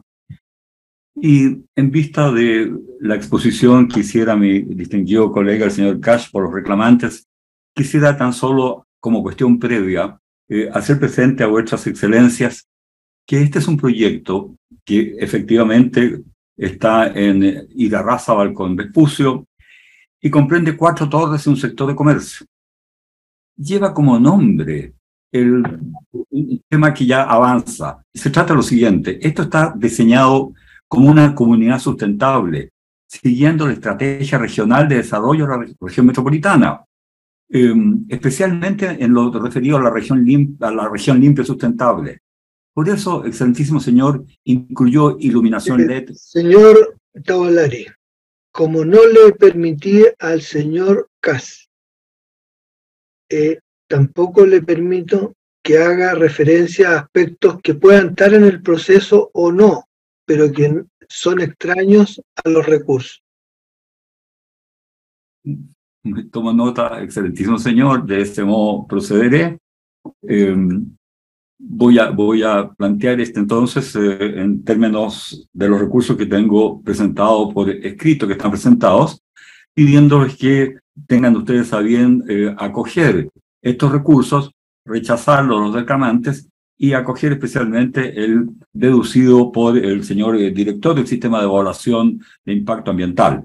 Se trata de que si pudiera esta excelentísima corte dictar sentencia de reemplazo, negando lugar, después de haber negado lugar negando lugar a las reclamaciones y rechazar con costas el recurso de casación depuesto por los reclamantes. ¿De qué se trata?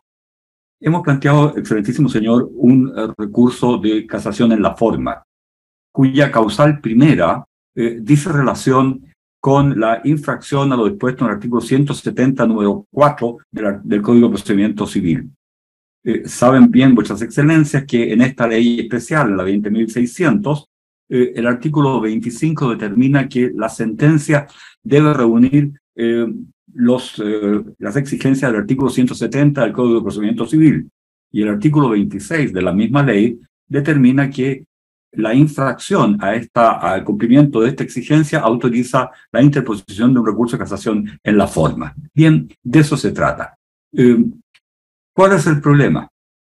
El problema consiste en que el fallo del Tribunal Ambiental tiene consideraciones contradictorias, y vuestras excelencias a lo largo de una jurisprudencia extensísima han declarado siempre que las consideraciones contradictorias se anulan entre sí y provocan el efecto de dejar a la sentencia sin las consideraciones legales. Este es el tema concretamente. ¿Cómo se traduce esto y en qué específicamente en qué consta, cómo consta?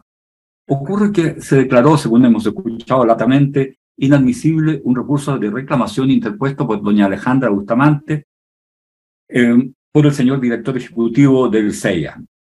¿Por qué se declaró inadmisible? Porque no cumplía con los presupuestos exigidos por el reglamento para su interposición.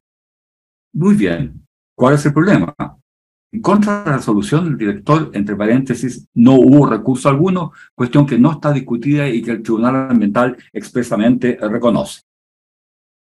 No obstante lo anterior, los actuales reclamantes se alzaron en contra de esta decisión, sosteniendo que había cometido un error el director ejecutivo y que debió haber solicitado antecedentes adicionales aplicando el artículo 31 de la ley 19.880. No debió, según ellos, haber declarado inadmisible esta reclamación de Alejandra Bustamante. Bien, ¿qué hizo el Tribunal Ambiental? Frente a esta situación, el Tribunal Ambiental simplemente estudió sobre los asuntos y razona para explicar y fundamentar su decisión en el sentido de que el recurso de Alejandra Bustamante fue declarado inadmisible conforme a la ley. En otras palabras, claramente y reiteradamente el Tribunal Ambiental dice que esa inadmisibilidad se ajustó a derecho. En consecuencia, no es aplicable la ley 19.880 y en consecuencia nada puede arguirse en torno a esa decisión denegatoria que dictó el señor director ejecutivo. Bien, con eso entonces, esta declaración, esta reclamación de la señora Bustamante, que dicho sea de paso estaba referida a la luminosidad de refractación, quedó marginada de la discusión.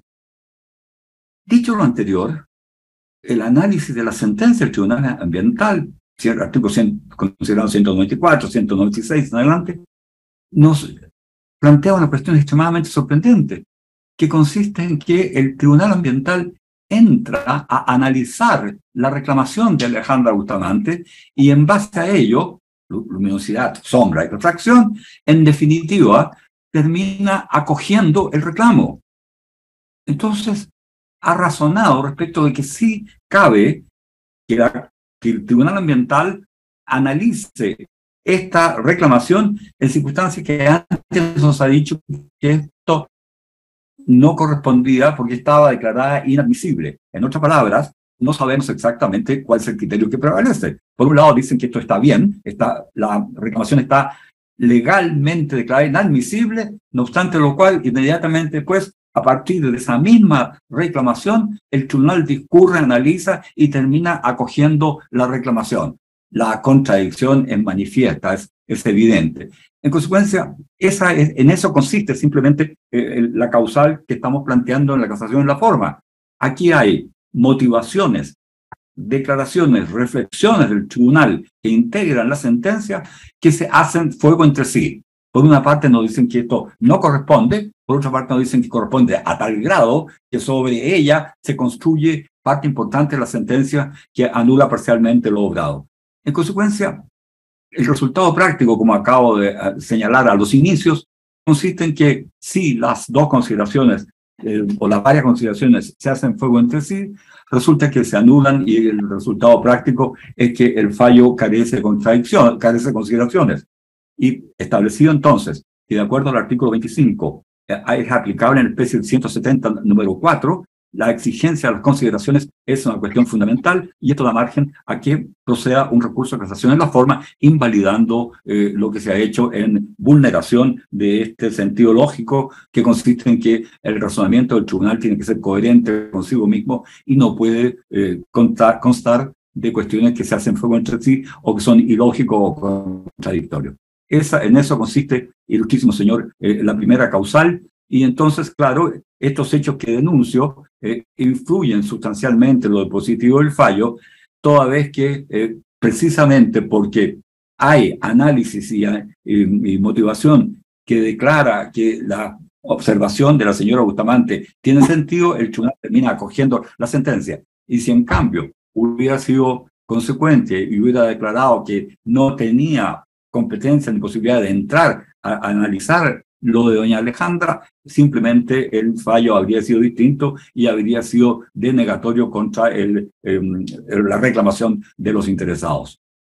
Lamentablemente aquí no hay esta no es apelación, de modo que la única manera de reparar el perjuicio es la declaración de nulidad de la sentencia, lo que expresamente pido a los efectos de que vuestras excelencias, declarando nulo el fallo del Tribunal Ambiental, dicten sentencia de reemplazo y nieguen lugar en todas sus partes a la reclamación, confirmando lo que había obrado en su momento el director del sistema. Un segundo juicio de casación en la forma, excelentísimo señor, que ha deducido mi parte, está vinculado siempre también con este artículo 170, número 4 del Código de Procedimiento Civil y el 25 de la Ley 20.600. ¿En qué sentido? El problema consiste simplemente en que ahora estamos en un tema de fundamentación. Todos sabemos que el deber de fundamentación de las sentencias judiciales es un derecho, es una exigencia a los tribunales por el derecho que tienen las partes a un proceso debido. Y por eso en Chile, desde tanto tiempo, la exigencia ha sido muy fehaciente, muy fuerte. El auto acordado de vuestras excelencias de 1920 refuerza y reafirma la idea. ¿Cuál es el problema concreto en este caso específico? Ocurre que todos entendemos que bajo la exigencia de que haya consideraciones en el fallo, lo que se le pide al tribunal no solo es que reflexione, no solo es que razone, sino que eso lo haga a partir de la prueba rendida. En otras palabras, el tribunal, cumpliendo con esta exigencia legal, todos sabemos, tiene que analizar y ponderar los elementos de prueba para los efectos de construir, a partir de esa convicción que obtenga, construir su decisión final como corresponda. En este caso concreto, la sentencia del Tribunal Ambiental anuló parcialmente la resolución de calificación ambiental en lo referido a la evaluación de la luminosidad, efectos sombra y refractación, y ordena entonces que se complete los estudios en este sentido. Pero, ¿qué es lo que ocurre? El tribunal, para justificar esta decisión, sostiene que aquí no ha habido una debida ponderación de la reclamación y pone como ejemplo, para tener un referente de comparación, otra actuación suya del propio tribunal referido a un proyecto que el tribunal detalla específicamente, que nosotros tenemos planteado por escrito en nuestro recurso, que se trata del proyecto que el tribunal denomina el Carmen Oriente.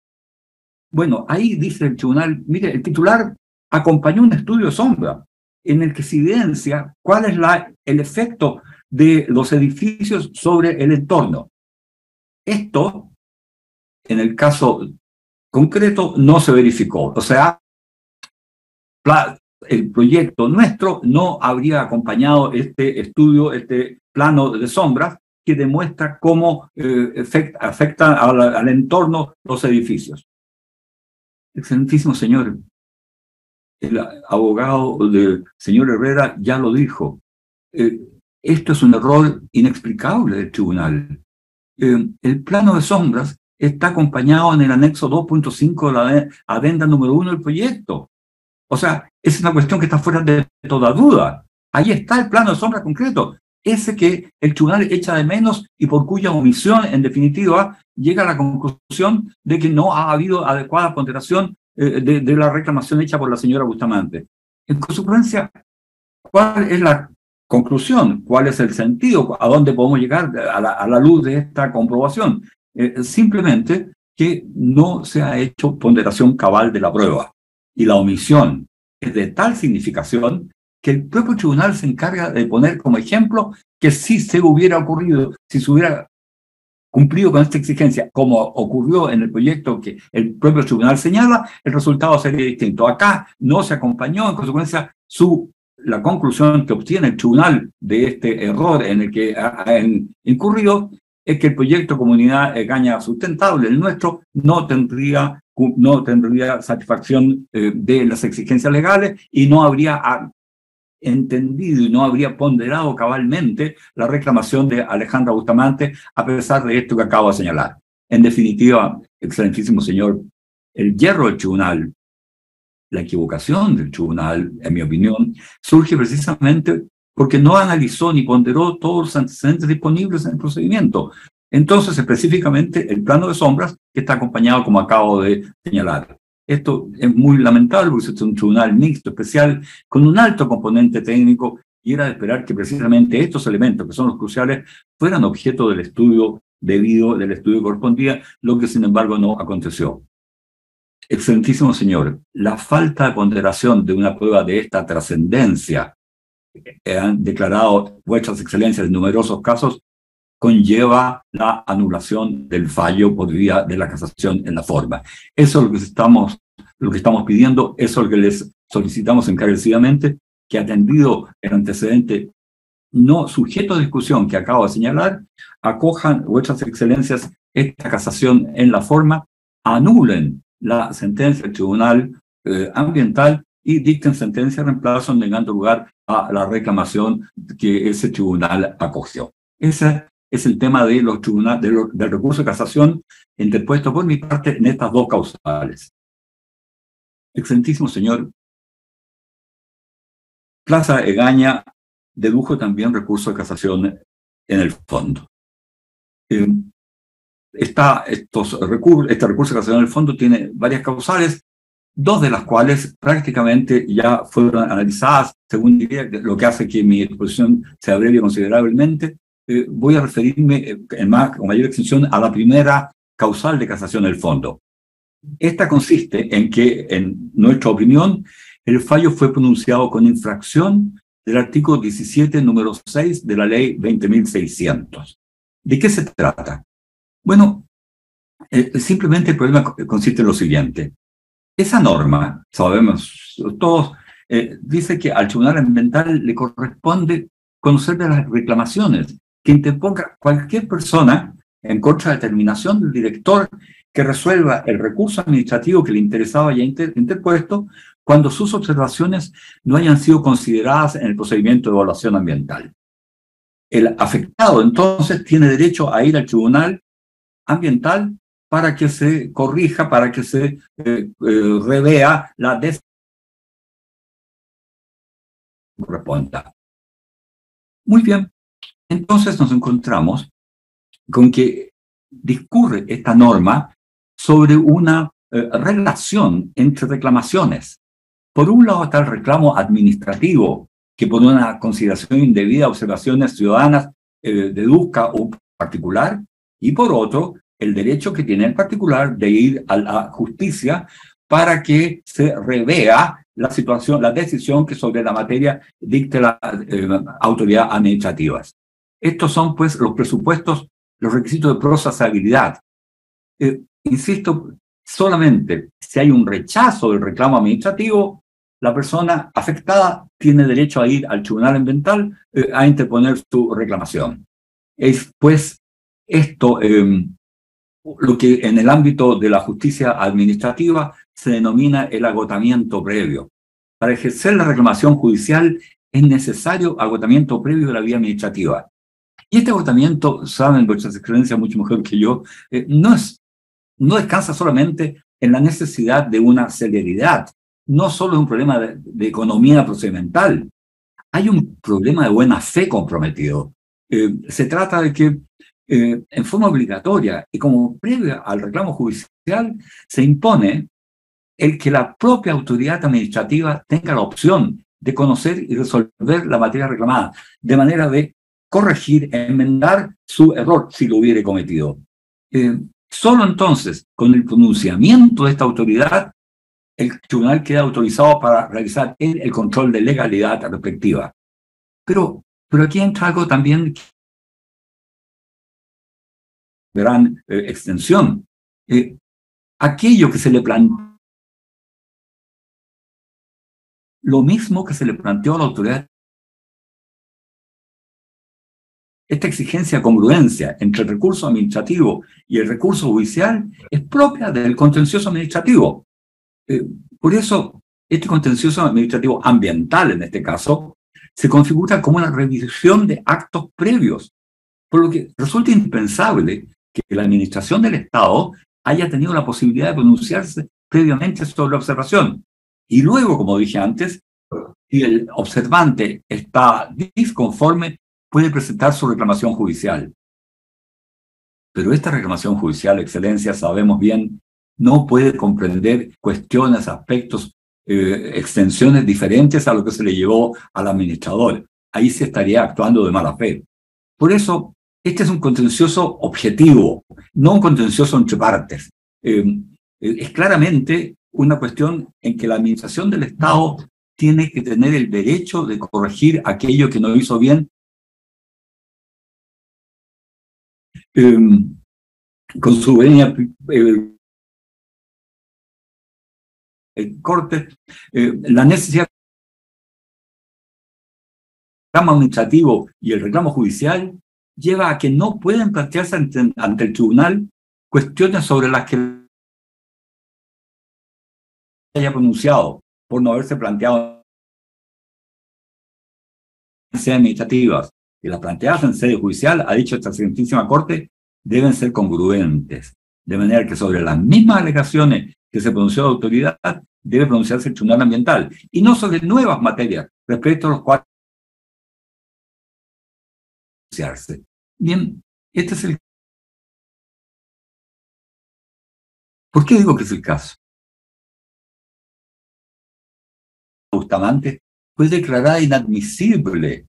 No alcanzó a ser tratada por la autoridad administrativa. No sabemos en rigor cómo habría reaccionado el servicio frente a la reclamación. ¿Por qué razón? Porque no entró a su análisis, porque no entró a su juzgamiento. ¿Y cuál fue la explicación? Simplemente que no se cumplían con los requisitos formales para la interposición. Si no hubo pronunciamiento de la autoridad administrativa, el Tribunal Ambiental no puede entrar a conocer, porque la ley otorga este derecho a su reclamación, pero es en la cuestión. Entonces, nosotros pensamos que aquí se 20.600 sobre luminosidad, ventilación,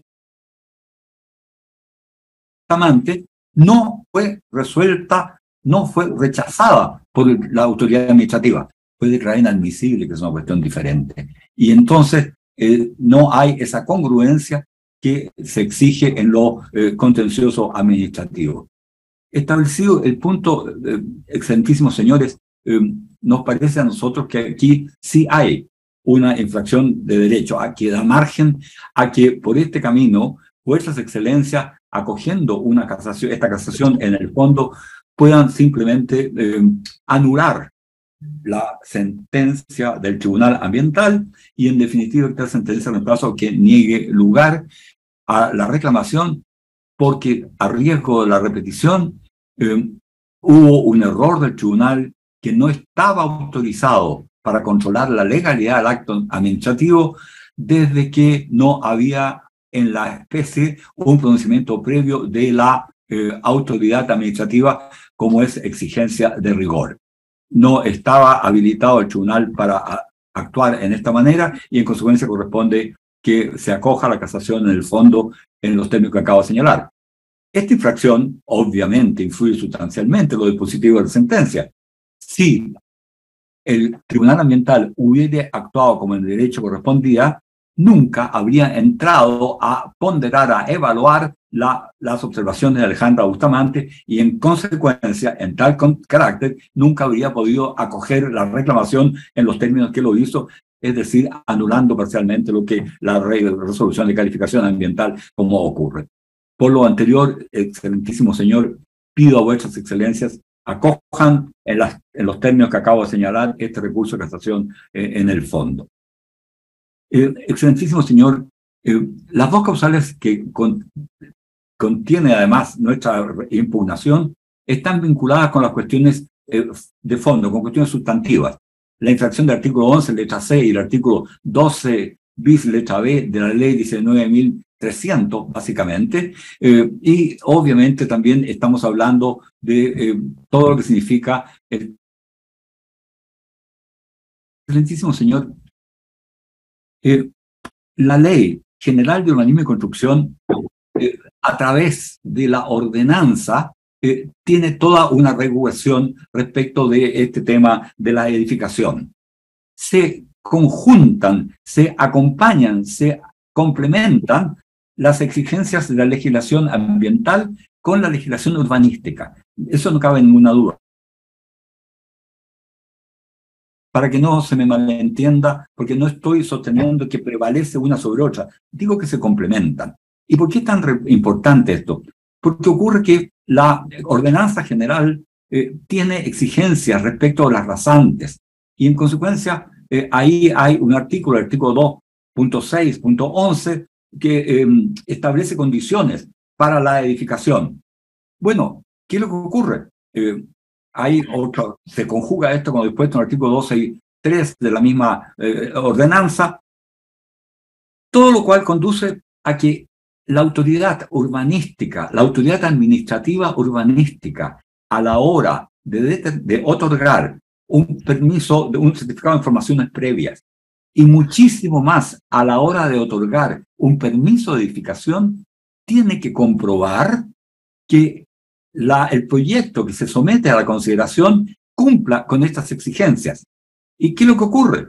Si eso es así, entonces se está satisfaciendo también la cuestión ambiental, porque acontece, excelencias, que en el caso concreto se acompañaron todos los planos y las orientaciones y los demás elementos que demuestran que las sombras y las superficies nunca exceden las proyecciones del volumen teórico que plantea la ordenanza general a través de esta regulación. En consecuencia, ¿en qué consiste el error de derecho? En que no se dio cumplimiento a estas normas de la ordenanza, de la ley general, ni de la ordenanza en los términos que acabo de señalar. Esto está básicamente planteado por la vía de la casación en el fondo, porque hemos sostenido que, y seguimos sosteniendo que aquí hay un error de derecho al anularse la resolución de calificación ambiental en estos términos, en estas condiciones.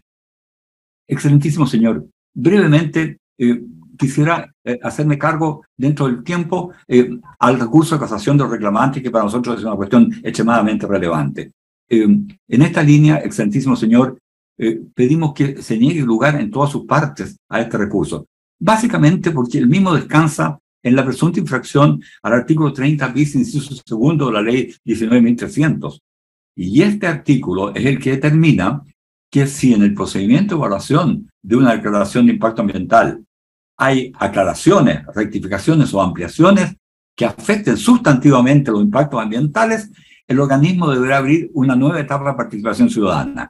Entonces, lo que los reclamantes plantean, excelentísimo señor, es que aquí no se dio esta segunda posibilidad de la participación ciudadana y se privó entonces a la gente del derecho a opinar. Esta norma del artículo 31 está complementado por el artículo 96 del reglamento de un modo clarísimo en los mismos términos. Pero, excelentísimo señor, esto no puede ser. Aquí hay claramente un error. ¿Por qué digo que hay un error? Porque estamos en sede de casación, perdónenme que lo diga de esta manera, no solo en sede de casación en el fondo. Y entonces, pues, aunque parezca casi una falta de respeto, no puedo dejar de decir que en casación en el fondo, la Corte de Casación no puede modificar los hechos establecidos por el tribunal que dictó la sentencia que se impugna, a menos que se denuncie que se han infringido las normas sobre la prueba, evento en el cual, de prosperar el reproche, la Corte de Casación determinará ella los hechos y los juzgará como en rigor corresponde. En el caso concreto, se trata de determinar cuestiones de hecho. Primera cosa, ¿hubo aclaraciones, rectificaciones o ampliaciones a la declaración de impacto ambiental? Segundo, ¿estas aclaraciones, rectificaciones o ampliaciones afectaron sustantivamente los impactos ambientales del proyecto? Para que se pueda contestar estas preguntas, la Corte de Casación tiene que ponderar la prueba, ejercer las facultades valorativas que la ley le otorga. Pero para eso es necesario que se le otorgue la competencia. Ocurre, excelentísimo señor, que muy bien sabido, el artículo 35 de la ley 20.600 determina que en estos procedimientos la prueba se aprecia conforme a las reglas de la sana crítica. Entonces, pues, el Tribunal Ambiental debió ponderar con la forma de ese estatuto jurídico la prueba. Y corresponde determinar si esto está hecho conforme a la ley o no está hecho conforme a la ley. Pero para que vuestras excelencias puedan juzgar y llegar a un convencimiento, es necesario que se les haya formulado el reproche por la vía adecuada. ¿Cómo se formula esta denuncia? ¿Se puede formular la denuncia de que el Tribunal Ambiental no actuó correctamente por vía de casación en el fondo? Por supuesto, sí se puede. ¿Lo hicieron adecuadamente los reclamantes? No, no lo hicieron bien, se equivocaron. Porque si tuviéramos un procedimiento ordinario, por casación en el fondo debió haberse denunciado infracción a las leyes reguladoras de la prueba. Punto. En este procedimiento regido por la ley 20.600, ¿qué se pudo haber hecho? No se podía por casación en el fondo, porque la ley dice en el artículo 26 que solo se puede denunciar la infracción a las normas sobre apreciación de las pruebas de acuerdo a la sana crítica por casación en la forma. En consecuencia, se equivoca el recurso de casación en el fondo de los reclamantes cuando pide que vuestras excelencias contesten estas interrogantes a las que se llega por vía de casación en el fondo. Esto tenía que haberse planteado por vía de casación en la forma. Lo dice expresamente el artículo 26, inciso cuarto de la ley 20.600. Es pues la primera gran cuestión. El camino escogido no es el camino jurídicamente correspondiente. Y brevemente entro al fondo como que si se hubiera hecho bien. Fíjense que el fallo del Tribunal Ambiental dice, mire, no convoqué a nueva participación ciudadana porque eso tiene lugar solamente si las modificaciones tienen una influencia o impactan sustantivamente, significativamente los impactos ambientales del proyecto. Pero el Tribunal Ambiental dice, mire, no es el caso, no es el caso. Las modificaciones, aclaraciones, rectificaciones no han alterado significativamente los efectos ambientales. Y basta leer la ley para observar que quien tiene que hacer esa calificación es el tribunal, es la autoridad administrativa, la autoridad competente. La autoridad competente dijo, mire, no hay significación, no hay alteración. Se llevó esto al Tribunal Ambiental y el Tribunal Ambiental confirma la misma idea. Las modificaciones lo que hacen es mejorar, evitar los perjuicios. Y claro, los reclamantes dicen, no. Aquí siempre tiene que haber participación ciudadana, sea que el impacto sea a favor o el impacto sea en contra del medio ambiente. Eso no es así, eso no es posible. Lo que la ley pretende es que haya participación ciudadana si las modificaciones que se le introduzcan al proyecto tengan efectivamente una incidencia sustantiva en el impacto ambiental del proyecto, en el sentido que puedan constituir un incremento al perjuicio. Pero si resulta que no es el caso, entonces no parece razonable ni parece adecuado. Excelentísimo señor, es tan así lo que estoy diciendo, que el Tribunal Ambiental se da el trabajo de pasar revista a la situación y dice, por favor, se rebajó el número de departamentos de la primera de 1828 a 1752. Se amplió la ampliación del área de influencia.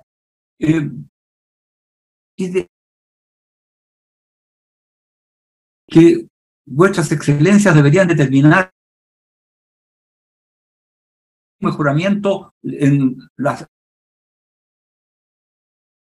juntas de vecinos.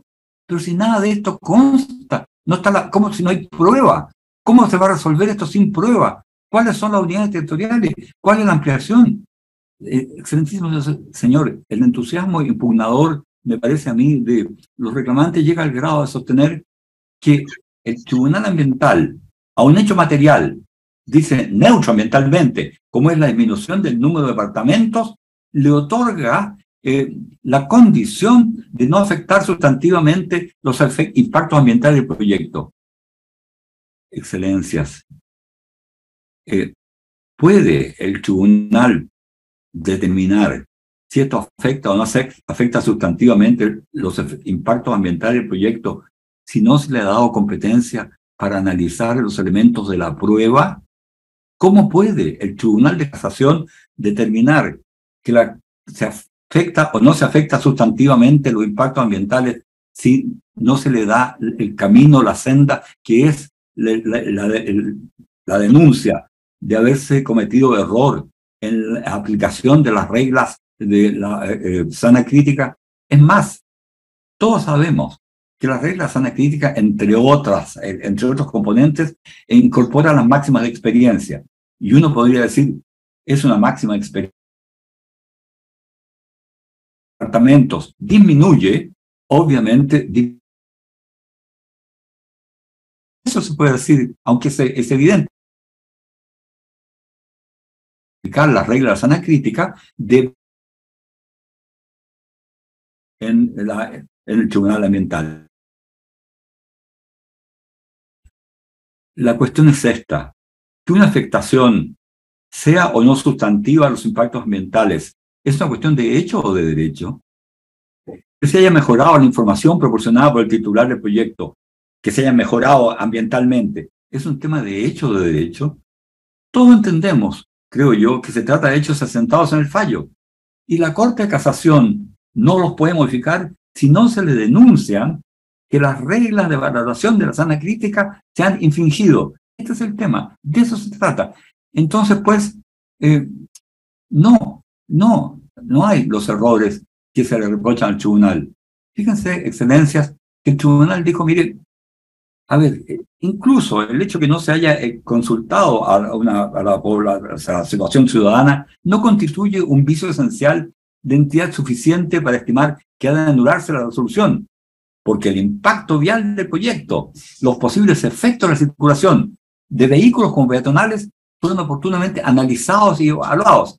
Llega a tal grado el Tribunal Ambiental, excelentísimo señor, que dice que los cambios refuerzan la preferencia del uso peatonal de la calle para demostrar que hay algo a favor del proyecto y no en contra del proyecto con la modificación. Al contrario, la circulación peatonal resulta fortalecida, que es claramente algo muy relevante en el elemento.